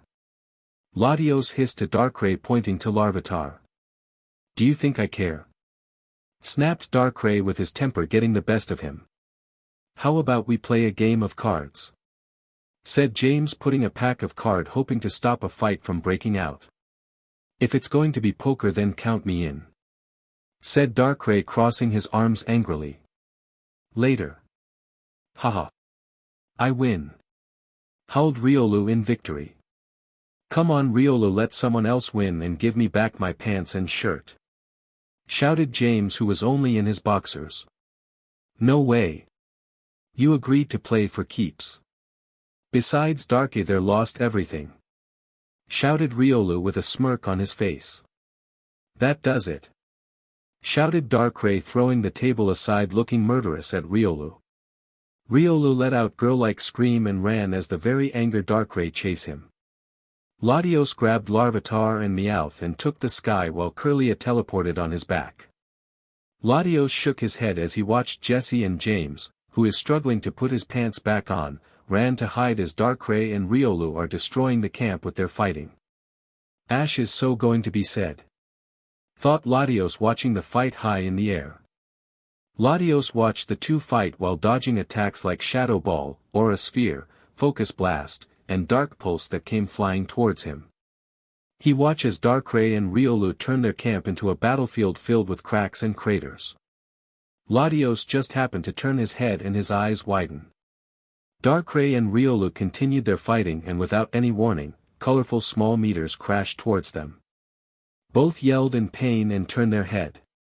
What they saw made them turn white as a ghost. Standing in front of them with his eye glowing red and looking very angry stood Ash. Oh shit! Shouted Darkrai as he noticed Ash opened his mouth and charged a black ball of energy. What is he doing? Shouted Riolu with fear. He charging up a hyper beam, and not just a hyper beam, but the true full powerful one. Run! Shouted Darkrai as he began to run, but it was too late. Ash fired the hyper beam as a huge black beam shooting out black electricity of it rocketed towards Darkrai and Riolu. The attack hit them and exploded like a nuclear bomb, sending Darkrai and Riolu shooting into the sky. Darkrai and Riolu disappear into sky as they blasted off, leaving Ash standing there panting as he recovered from the attack. I might have used too much power for that attack. Said Ash as looked at the sky where Darkrai and Riolu blasted off. Ash, do you know where they're going to land at? Asked Latios nervously as he came down to land. Somewhere in Kanto, judging by the direction they went. I'll collect them later. But right now, we need to leave the camp. I'll not be surprised if everyone from Goldenrod City comes running here after hearing the blast. Did any of the supplies survive? I managed to save our supplies before they got destroyed during Darkrai's and Riolu's fight. Said Jesse, showing Ash the pack of supplies. Okay, then we need to get out of here, however I don't know where to go now. We need a place that isn't visited by anybody. Said Ash, trying to quickly think of a place to go. I know a place, however I don't have the strength to teleport all of us that far. Spoke up Mutwo. I can easily provide you the energy you need since we form an aura bond, just take us there. Said Ash, wanting to leave. Thanks to the energy Ash is kindly providing, Mutwo able to focus on the location and safely teleport everyone to the location. Grandpa Canyon. Darkrai let a groan as he rose himself off the ground. After brushing the dust off himself, he looked around his surroundings. He noticed Riolu is lying next to him out cold.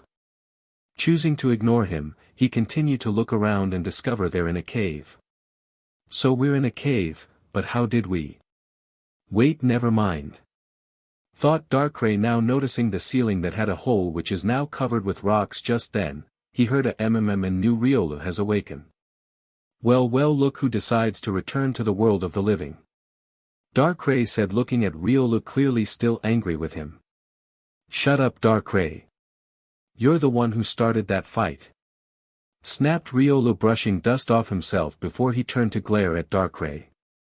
Soon Darkrai and Riolu got into a heated argument and begun shouting insults, curses, and threats at each other.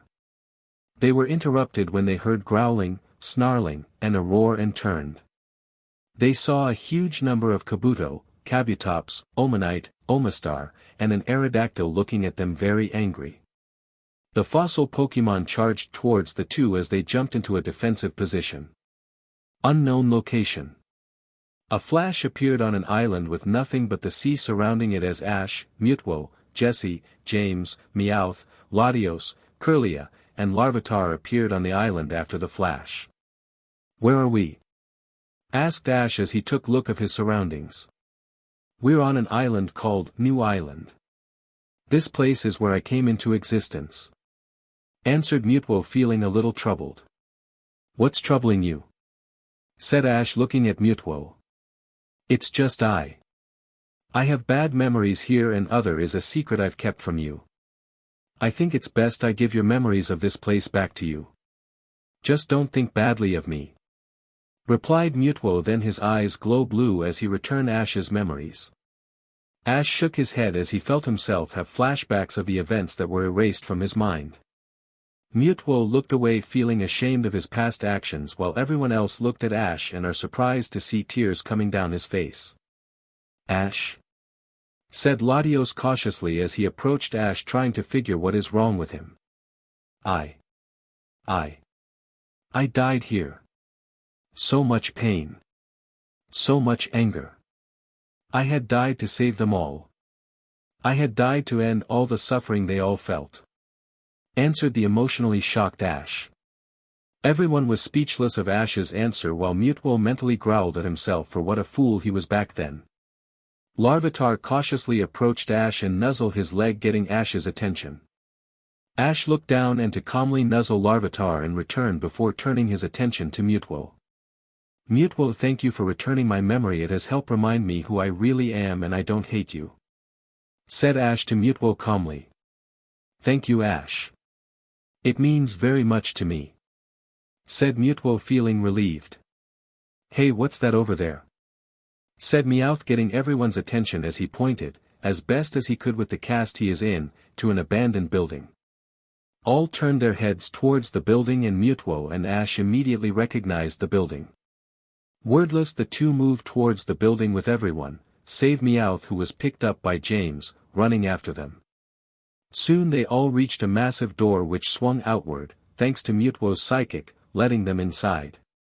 Once inside, the doors swung shut, blowing a huge amount of dust into the air. It is enough to make Ash sneeze loudly, making even more dust fly into the air. Mutwo used his psychic to clear the air, and everyone is able to see how badly shaped the place is. Thanks, Mutwo. This place hasn't been touched for years. You chose the perfect place for us to call home, Mutwo. Said Ash, impressed. You're joking, right? This place is falling apart. Shouted Jessie, thinking Ash had lost his mind. True, but it also means we won't have unwanted guests.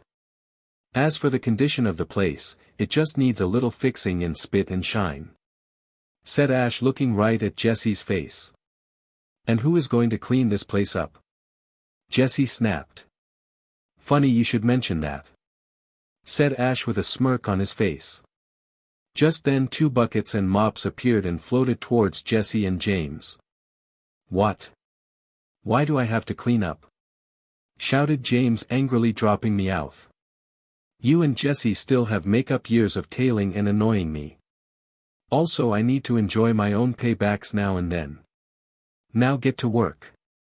Answered a smirking Ash before yelling them to start working. Ha ha ha. Enjoy the cleanup. shouted the highly amused Meowth. Ash noticed Meowth laughing and his eyes glowed blue.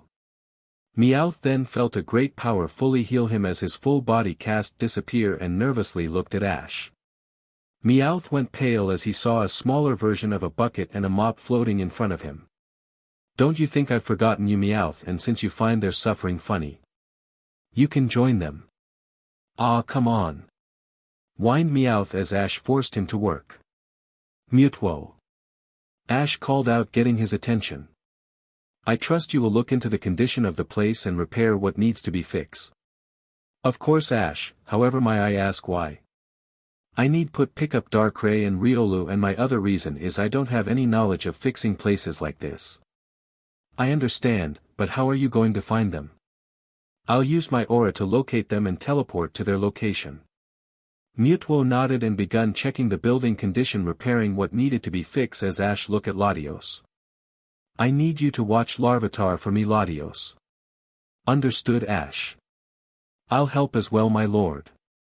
Alright then, Kirlia, but stop calling me lord. Just called me by my name. Yes, my lord. Ash let out a sigh and looked at Larvitar. You're not leaving me, are you, Dad? Asked Larvitar, feeling upset and afraid of his dad leaving him. No, I'm not leaving you. I'm just going to pick up Darkrai and Riolu. Latios will be watching you, you can trust him.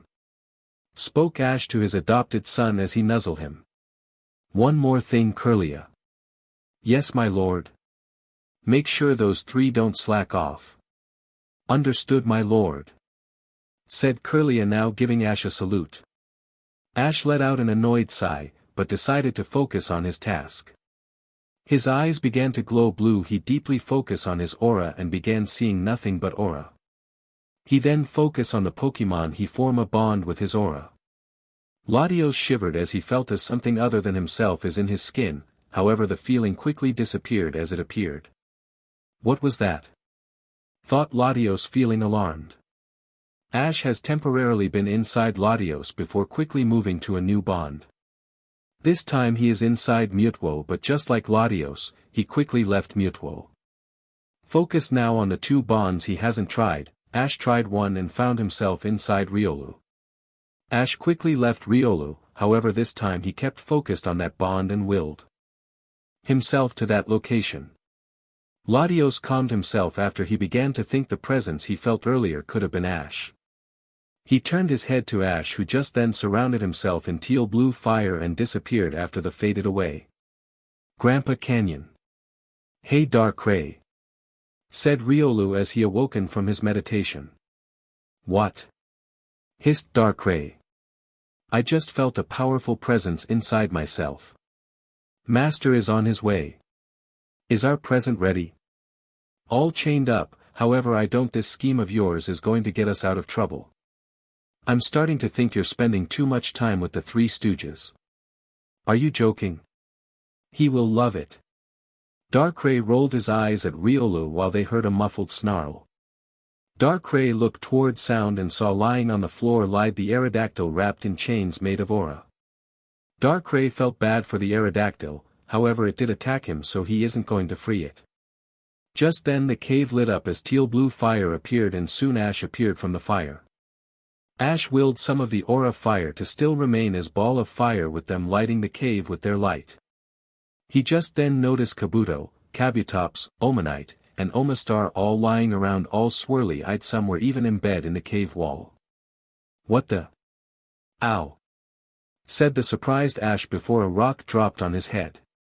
Ash glared at the rock, then looked surprised as he saw the rock was really a rock containing a fossil that he has never seen before.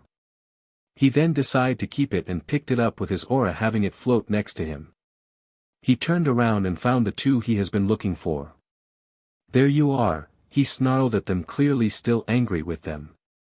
Hello to you too, said Darkrai as he moved towards Ash, ready to get his punishment over with. Hello master. I got you a gift. This one wouldn't stay down, greeted Riolu. Both Darkrai and Ash rolled their eyes as Ash went to see this so-called gift. Ash then spotted the Aerodactyl, who began to whimper with fear as it noticed him. Feeling pity for the Aerodactyl, Ash freed and healed the Aerodactyl. The Aerodactyl looked closely at Ash and said in a female voice, catching him, Darkrai, and Riolu by surprise, "You will do." Greater to Ash's surprise, the Aerodactyl ran, as best as she could, towards him and nuzzled him lovingly. Ash felt nervous by the Aerodactyl, for he still remembered for the first time he had met her, she tried to eat him. She also almost did if Charizard hadn't saved him, despite Charizard was really getting revenge on Aerodactyl. "What did you do these poor fossil Pokémon?" growled Ash as he looked at Darkrai and Riolu. "Hey! They attacked us first. We only fought defensively," said Darkrai. "It's a miracle that you two can work together when you're fighting someone else," grumbled Ash. He then focused on all the other fossil Pokémon and healed them. All of them approached him save for the ones who stuck in the walls. Ash quickly fixed that using his psychic and freed the trapped Pokémon. Soon they too approached him with the others. They all stared at Ash. It was enough to make Darkrai feel like he needs to protect Ash and stood in front of him. "Darkrai, enough," said Ash, and Darkrai wordlessly obeyed. Soon a Kabuto grew brave enough and approached closer to Ash. The Kabuto stopped and looked at Ash, then went to his hoof and nuzzled him with affection.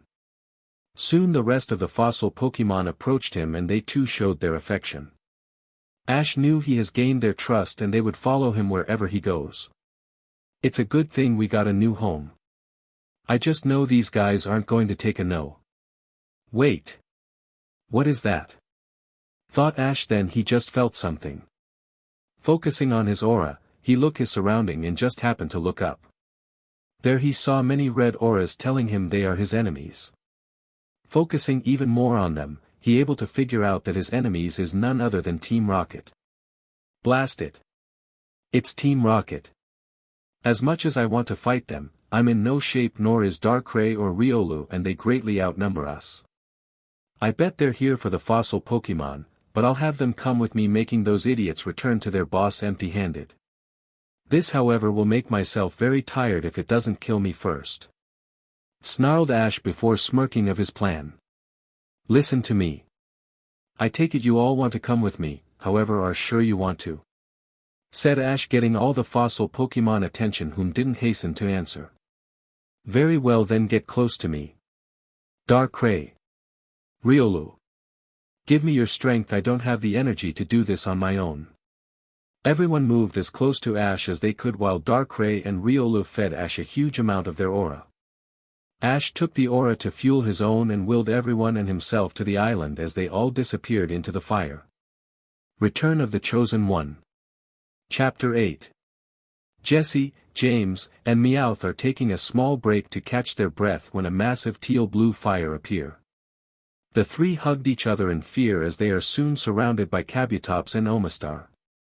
Some looked surprised while others snarled and are preparing to attack. "Leave them alone. They're with me," said Ash as he looked at the fossil Pokémon. The attacking Pokémon shrugged and cancelled their attacks. Jessie, James, and Meowth look like they're ready to faint as they released their breath they've been holding.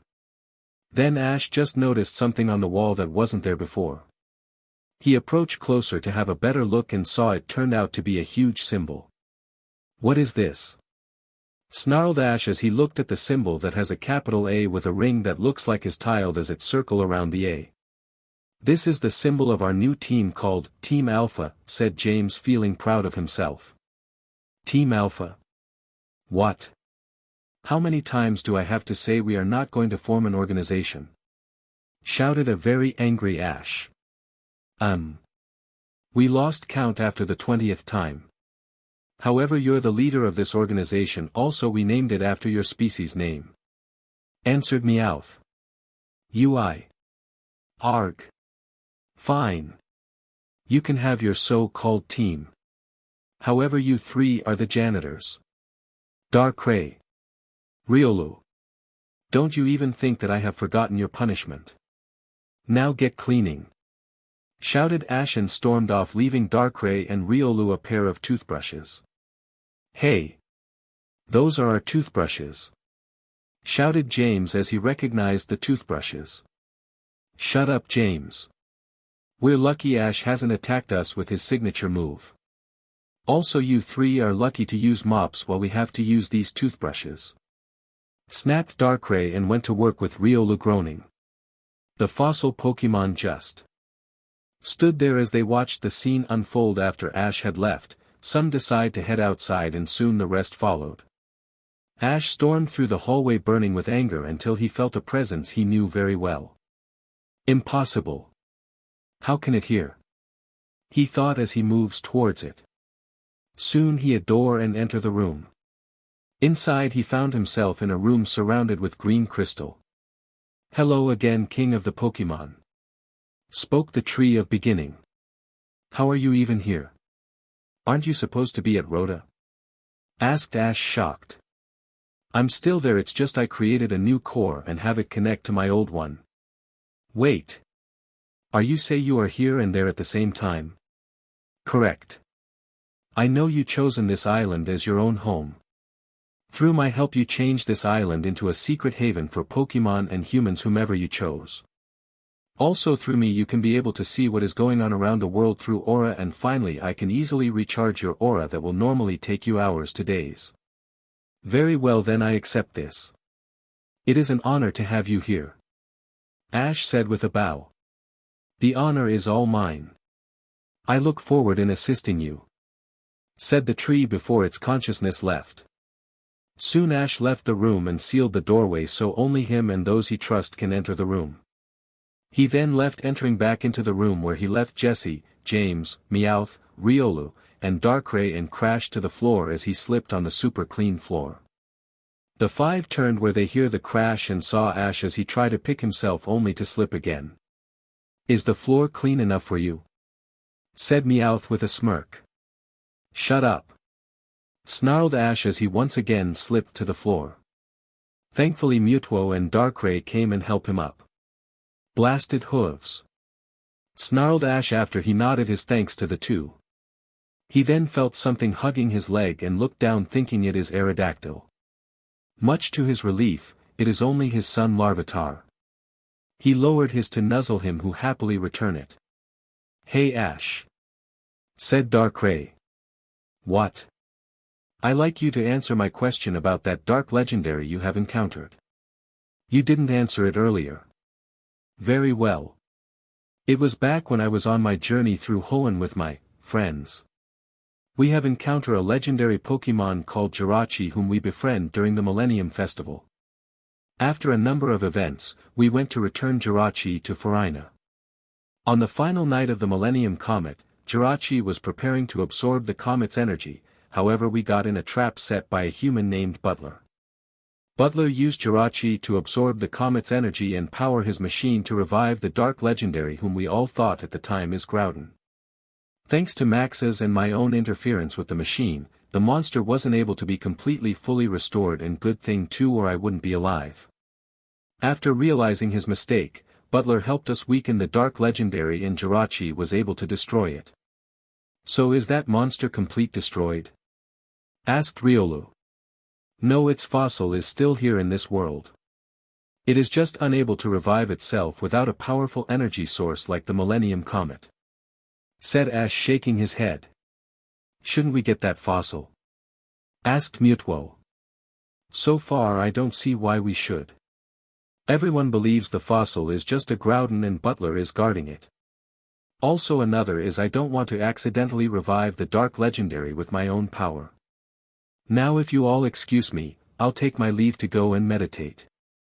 Mewtwo make sure those morons do their job," answered Ash, and with difficulty left the room with Larvitar, Latios, and Kirlia following him.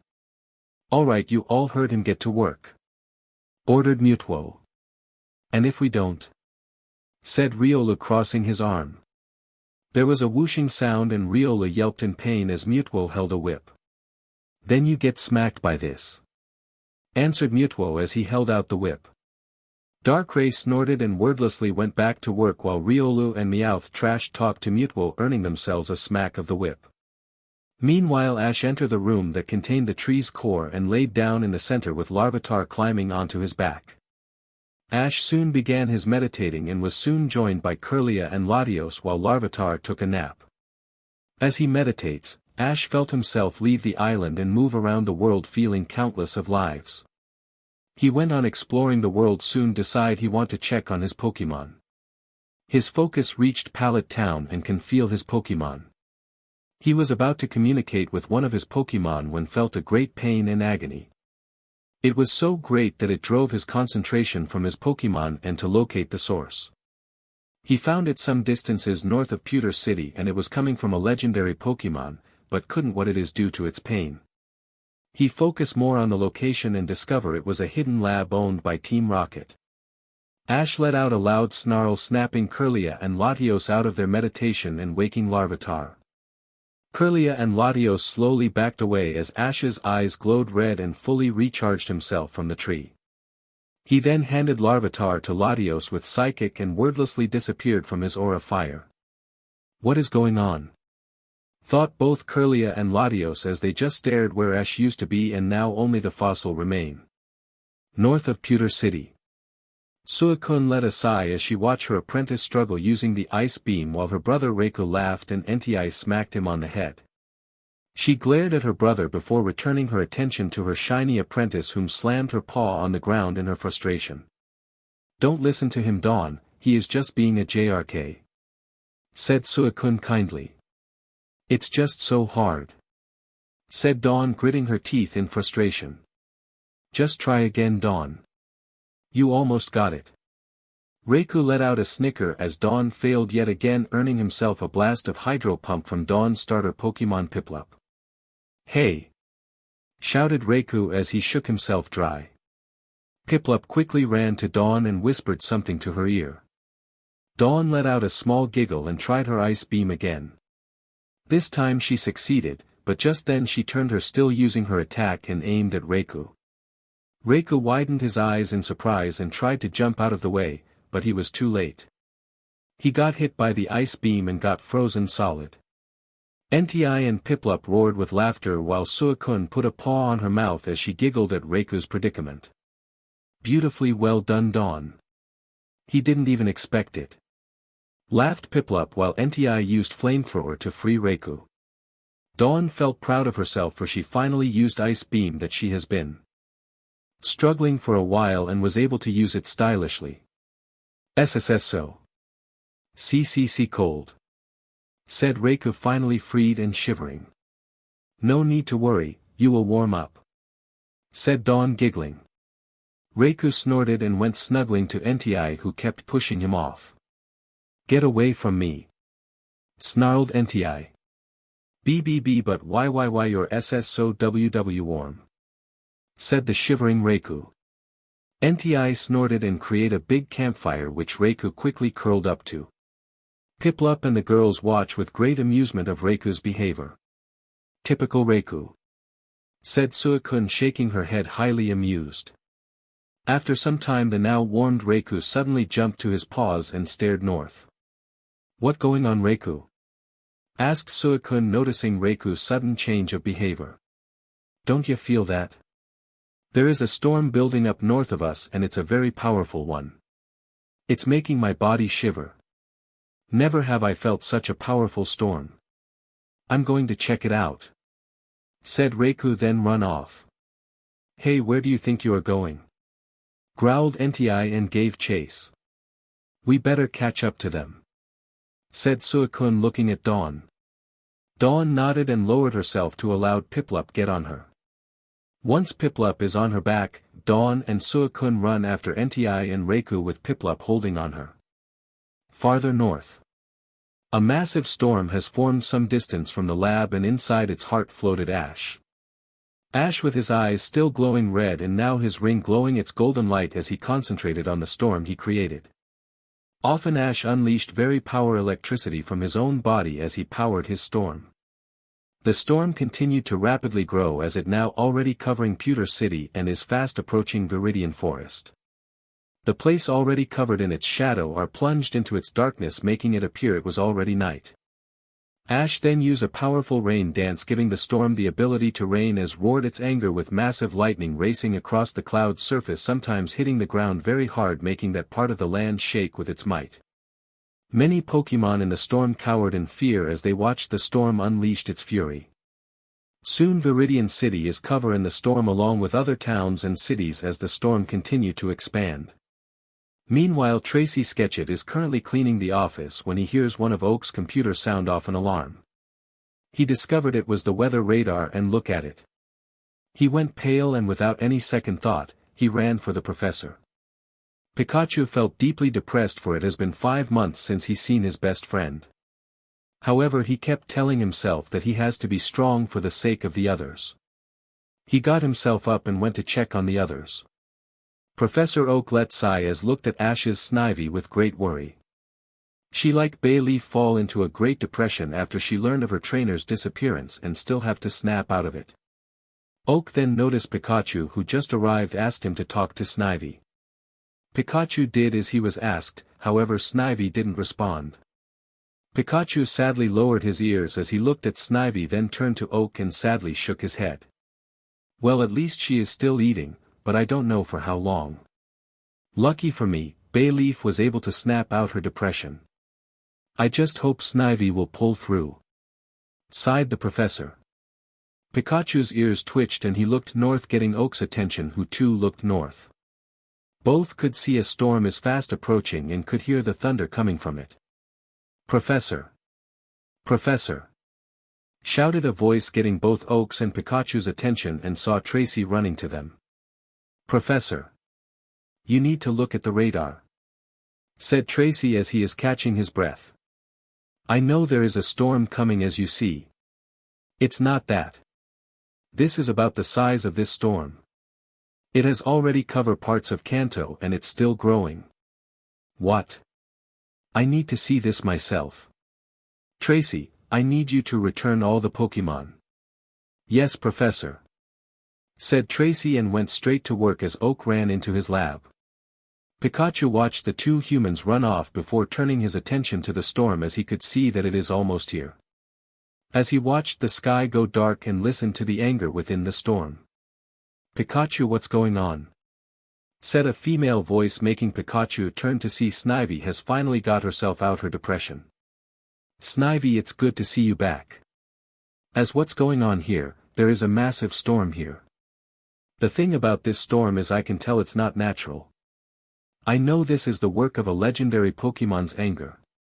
I can hear the lightning is saying, the time has come for world to know of my presence. May all evil fear my wrath. Pikachu. Snivy. Get inside, the storm is getting worse. Shouted Tracy, and wordlessly the two entered the lab as the storm reached into the ocean. After some time the storm has finally stopped growing, as it now covers the entire Kanto region in its shadow. Ash turned his attention to an abandoned warehouse which he knew hid the lab underneath it.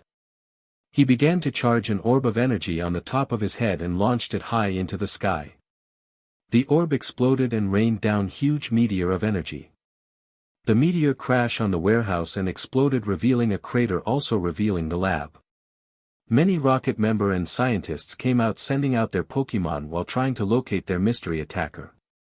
Ash lowered himself out of his storm with his aura of fire burning on him and glowing bright red as he revealed himself. He could the evil coming from the Pokémon, who were just as evil as their trainers, and Ash has no intentions of letting them live, for they have made their choice. All the Pokémon attacked as soon as Ash landed, however was all stopped by Ash's move Protect. Ash, using his own power, Think of the earth, and used it, creating a new move as he roared out, Precipice Blades. Powerful and sharp blades of earth ripped through the ground as more came rushing towards the enemy Pokémon. The Precipice Blades cut through the enemy Pokémon, killing them in the process. However, the attack didn't stop there, it continued on rushing towards the Rockets. Rockets just then realized the attack is heading towards them and tried to run out of the way, but it was too late. Meanwhile, many Rockets ran out towards the angry legendary to subdue and capture that. They didn't notice a scientist went sneaking into a room that would have been guarded if things in its normal routine. Once the scientist entered the room, the person quickly locked it. The person turned on the lights, revealing to be a young male by the age 19 at least, with brown hair and green eyes. He looked at center of the room. Looking a black serpent dragon Pokémon that is chained up and being electrocuted painfully. You poor thing. Don't worry Rayquaza, I'm to free you, said the man to the shiny legendary Pokémon. The man quickly ran to a computer, also falling as the ground shook, followed by a very loud roar as the unknown attacking Pokémon used hyper voice. He then finally reached a computer and quickly typed commands into it. Soon the shiny legendary Pokémon collapsed to the floor as the electricity stopped and the chains were released from the machine that held it up. Ash snarled in annoyance. The rockets that blasted away with his hyper voice rose back to feet as more rockets showed up. The rockets threw all their Pokémon at him and ordered them to attack, which he avoided injury using his Protect. Using his great power again, Ash created another attack, this time focus on the power of the ocean itself, and roared out, Origin Pulse. Ash moved his head to one side and slowly moved the other, rising his head as he creates spheres of water. The spheres of water then rushed towards the enemy Pokémon and rockets and floated around them before they shot right through their bodies, killing them. Ash then stood on his hind legs and roared into the sky. Then massive thunderbolts from the storm he created rained down, striking the lab. The massive amount of electricity rushed through the building into all electronics that were attached to the building or plugged in, making them all to malfunction and exploded. Fires started thanks to destroyed electronics and began to spread like crazy. Ash felt a number of innocent Pokémon and people, and he used his aura to teleport them to Pewter City to spare them of his justice. He then reached a wall and blasted with his Dragon Pulse. He entered through the hole in the wall and saw many scientists cowering in fear. "This all your fault for not contacting Giovanni," shouted one the scientists to another one. "I tried. I couldn't make any contact through anything." That scientist snapped back. "The reason is my storm is blocking all communications through all Kanto. Not even the satellites can make any contact while my storm is raging. As for all of you, shall be banished to the Shadow Realm for your crimes," snarled Ash, answering their unasked question and banishing their auras into the Shadow Realm. All the scientists fell unconscious after losing their auras. Ash walked by them, leaving to be burned by the fires, and approached another wall. Just like the last one, he blasted the wall with his Dragon Pulse. The man has just removed the chains off Rayquaza when something blasted the wall. The man coughed, clearing his lungs of the dust, and gasped as he saw a black Arceus. He noticed the Arceus is looking at the Rayquaza and jumped in front it, spreading his arms out. "If you wish to harm this Rayquaza, you have to kill me first," said the man bravely. Ash looked at the scientist with surprise, as this person is willing to sacrifice his life to save another. Ash used his powers and discovered this boy has done many bad things to Rayquaza, but he could tell the boy deeply regretted it and went risking his life to help the Rayquaza before finally trying to free it. "I have no intentions of harming Rayquaza, I have come to rescue it. Besides, do you really think you can stop me?" said Ash calmly, looking at the boy. "I guess not," said the boy, lowering his arms as Ash moved past him to check on the Rayquaza. "Are you really an Arceus?" asked the boy as he examined Ash. "Yes and no. As much as I like this conversation, now is not the best time. Neither of us is safe here," answered Ash as he used his aura to pick up the Rayquaza and have it warp around his body so he could carry it. "Wait, I'm coming with you. I want to make sure Rayquaza makes a full recovery." Ash let out a sigh and lowered his front legs, letting the man climb onto his back. Once the man got on, Ash quickly ran of the room, wanting to leave. After some time, Ash finally exited the lab and spotted a person looking very shocked of the condition of the place. Ash's eyes widen with shock, then narrow in anger, as the person is none other than Brock. Return of the Chosen One. Chapter 9. "You!"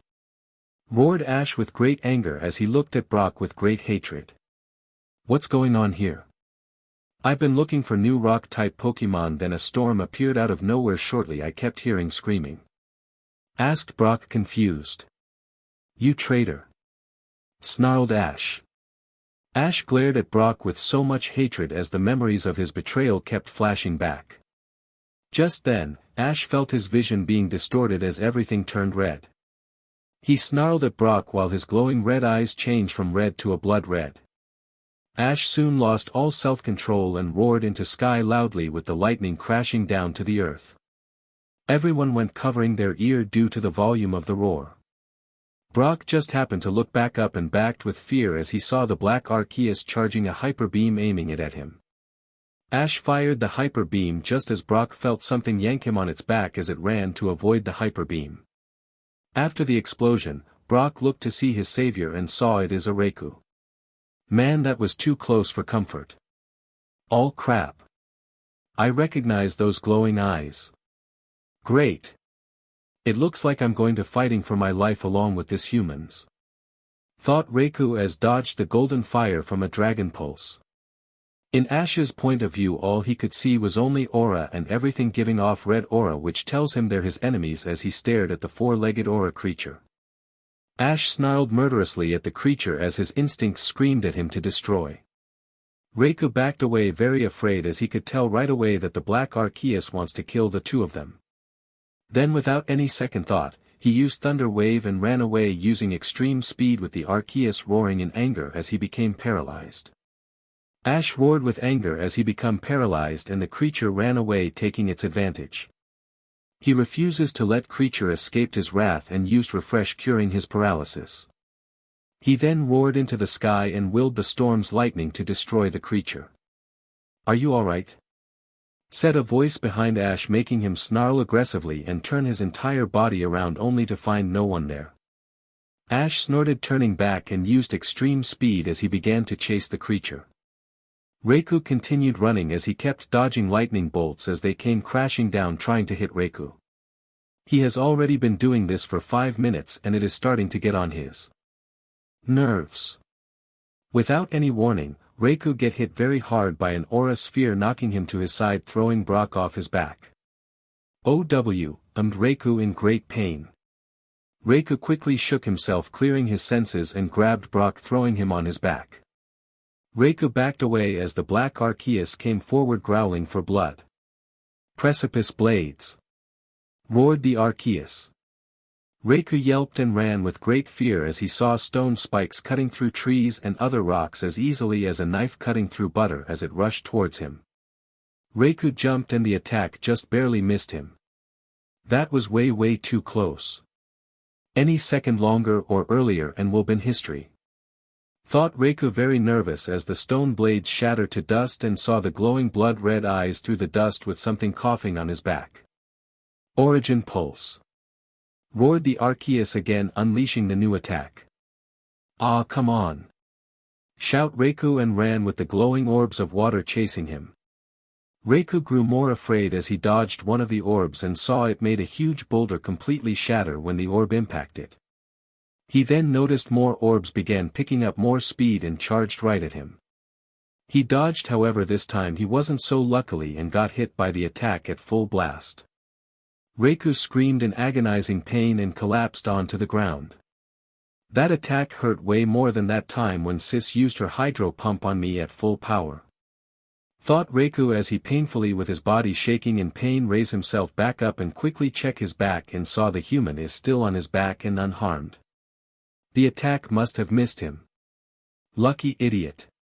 Just then the ground shook as the black Arceus slammed down to the ground just as angry as he was earlier. Origin Pulse and Precipice Blades. Sheet. Sheet. Sheet.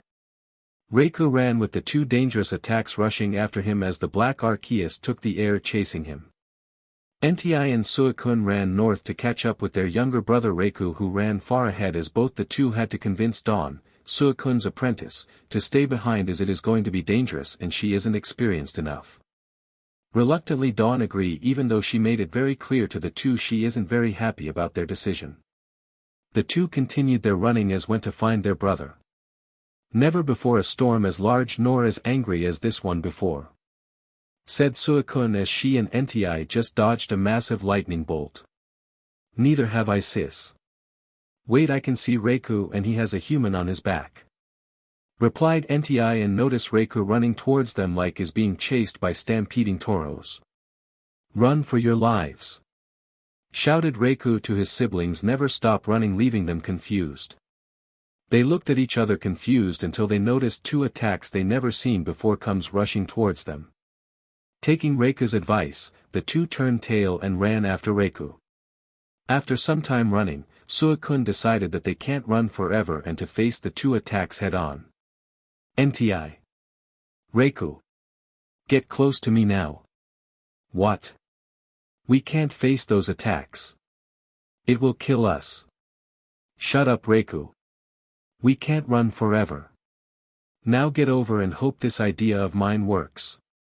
Reiku reluctantly moved close to NTI and Suicune as the two watched the attacks come closer and closer. Finally Reiku reached them and fearfully watched the origin pulse and precipice blades rushing towards them. Reiku shut his eyes, accepting death to come right at them. "Protect." Reiku snapped his eyes right open as he saw the two attacks collided to a protective barrier, stopping the attacks from going any farther. Suicune gritted her teeth as she kept the protective barrier up as it began to crack from the strain. Thankfully the two attacks has ended and Suicune dismissed the protective barrier. NTI and Reiku look at Suicune with surprise and respect. "And you two say protect is a useless move to learn or not worth the time?" she said, giggling at them. Ash snarled as he two more four-legged creatures appear and one of them stopped his origin pulse and precipice blades. Growing angrier, Ash used his powers, creating another new attack like origin pulse and precipice blades, this time focusing on the power of the sky, not realizing that Rayquaza glowing green, and shouted in the air. "Dragon Ascent." Ash's ring along with Rayquaza's pattern glowed and Ash rose even higher in the air than he already is and rushed downwards, glowing with green energy that takes the shape of a meteor towards the three creatures.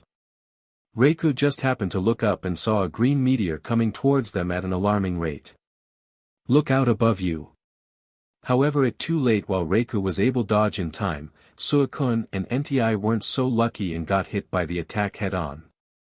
The force of the attack created an explosion, throwing the two in separate paths. Reiku's blood went cold as ice as he saw the black Arceus climb out of the crater. NTI shook his head, clearing out his vision, and dropped his jaw as he saw an Arceus, and just any Arceus, the black Arceus that Suicune mentioned. "What the? Oh no, Reiku!" he shouted and fired a sacred fire. Suicune groaned as she rose herself back up and saw the black Arceus, making her heart jumped. "So we met again," she said as her cheeks heated up, but then saw the mysterious Arceus is attacking Reiku and felt her heart shatter. Tears welled up in her eyes and her attacked the Arceus with Hydro Pump. Reiku backed away fearfully as the Arceus advanced, charging a Hyper Beam. Ash is about to fire when is interrupted by two attacks hitting him in the back of his head. It is enough to make him crash head first to the ground. Ash rose himself back up, roaring in outrage as he stared at NTI and Suicune. "So you're with him? Then you all die with him. No more running for any of you," roared Ash, and he slammed his front hooves down. The ground shook and chains of aura that are bright red rather than the usual teal blue erupted out of the ground surrounding the four legendaries, connecting each other until it formed a dome. Reiku had Brock get off his back as he, Suicune, and NTI knew the final battle has just began. NTI fired a sacred fire which Ash countered with his own and slammed his front hooves using Earthquake. Suicune fired a Hydro Pump and Ash stopped it in a stalemate using Fusion Flare, making the two attacks explode. Reiku jumped towards him using Thunder Fang and successfully bit Ash's leg. Ash growled in pain and countered with Dragon Claw and finished it with Stone Edge. Suicune unleashed Tailwind Rays, both hers and her brother's speed, and attacked using Aurora Beam. Ash retaliated using Quiver Dance and attacked Suicune with Fusion Bolt, however is stopped by NTI's Flare Blitz. Ash jumped back and powered himself even farther using Dragon Dance and Hone Claws. Reiku attacked behind Ash with Thunder, but Ash stopped it using his Lightning Storm Lightning Bolt and two more to attack NTI and Suicune at the same time. Ash then attacked NTI with Powder, which left NTI confused at first before attacking Ash with Giga Impact. The attack hit Ash hard, making him growl and retaliate with Dragon Pulse, but Suicune sent it back with Mirror Coat. Ash took heavy damage from his own attack, twice the power, and collapsed to the ground, however he raised himself back after using Recover. "This fight is far from over," shouted Ash, unleashed a judgment. The attack hit the 3 hard and NTI prepared to use Fire Blast, but the attack exploded, hurting him. Reiku quickly threw up a reflect and a light screen in hopes to protect himself and his siblings. Sadly, that is short-lived, as Ash countered with Brick Break, shattering the protective barriers. Both NTI and Suicune attack Ash with extreme speed, but Ash blocked the 2 with Protect. To frustrate them further, Ash used Reflect, Light Screen, and Cosmic Power to increase his defenses. Without giving them any time, he attacked the 2 with Dragon Tail, sending them flying in 2 different directions. They quickly picked themselves up, rejoined together, and attacked right back, combining Hydro Pump and Flamethrower together. Ash retaliated using Precipice Blades, which cut through the combined attack and hit them head-on. Reiku jumped towards Ash, ready to use Crunch, however Ash quickly countered by grabbing and throwing Reiku towards NTI and Suicune using Seismic Toss. "It is time to finish this fight with my ultimate combination, Triple Finish," roared Ash, unleashed the move combination of Frenzy Plant, Blast Burn, and Hydro Cannon at the 3. The ultimate combination was so fast and powerful that it knocked NTI unconscious and Suicune and Reiku just barely conscious. Ash snorted, willing the aura chains to fade away, and looked at Brock, who was just little north of the legendary beasts, with rage. Brock backed away as the Arceus charged up a Hyper Beam to finish him off for good. "Stop!" shouted a female voice, which made Ash freeze. Ash saw another 4-legged appear, jumped in front of the main target, however unlike the others, this one's aura is blue. Ash felt the first in a while that he could think clearly, and felt his vision return to normal as eyes changed from glowing blood red to glowing red, and soon the glow faded away, returning Ash's eyes to normal. Ash, for the first time since his vision returned to normal, looked around his surroundings and saw the 3 creatures were really Reiku, NTI, and Suicune. Suicune growled at the Arceus, however she stopped when she saw the sadness and guilt in his eyes and felt her injuries disappear as the Arceus healed her and her brothers back to full health. "I knew it." The Arceus was suffering a symptom called Aura Rage. Said Reiku, "Notice how calm the Arceus is despite it being sad and guilty." Ash ignored Reiku and glared at Brock before looking at the creature who snapped him out of his Aura Rage. He saw the creature to be a shiny Suicune with a Piplup on her head and immediately recognized who she is. For the shiny Suicune is Dawn. He glared at Brock again before turning to Dawn and asked, "Why? Why do you side with the traitor? After what I've done to save your life, Dawn, why do you protect him? Why do you protect the traitor that who along the other traitors told to quit my dream and try to kill me when I refused, the ones who drove me out of my hometown? Don't tell me you're with them. I thought we were best friends, Dawn. Why?" Suicune rushed towards Dawn to protect her as she was backing away when the Arceus began raising his voice, and to her surprise saw tears come down his face. Never has she ever heard a Arceus crying, and she have even began to think they are incapable to cry. "What are you talking about?" "I'm protecting Brock here because he is a friend," replied Dawn. "No. It can't be. Could it?" thought Brock with his eyes widen as realized who the Black Arceus really is. Gathering as much courage as he can, Brock said, "Is that you, Ash Ketchum?" "What?" shouted Dawn, and she looked closer at the Black Arceus to if he is really her best friend. "The Chosen One?" shouted both Suicune and Reiku at the same time with surprise. "Sheet! They've discovered my true identity," thought Ash as he refused to confirm Brock's suspicion. "Ash or Arceus or whoever you. Rayquaza need medical help now. It's dying," shouted a voice on Ash's back. Ash cursed himself as every else, apart from NTI, who is still unconscious, saw the unconscious Rayquaza wrapped around the Arceus's body with a human also on his back, which they now can see due to the illusion that Ash created back at the lab has disappeared. Ash glared at Brock and said, "You'll escape this time, but the time you won't be so lucky." Ash, wait. You don't understand. Shouted Brock as he rushed towards the Arceus and grabbed hold on his leg just as the aura fire began to surround them and swallowed them. Dawn, Suicune, and Reiku looked at each other, then Reiku said, "Someone needs to report this to Lady Arceus." "I agree with you, Reiku. I think you should be the one to report this to her. Dawn and I shall stay here and try to wake Nti. Also, one more thing, we need to keep this a secret from the other legendaries except for our lady and our brother.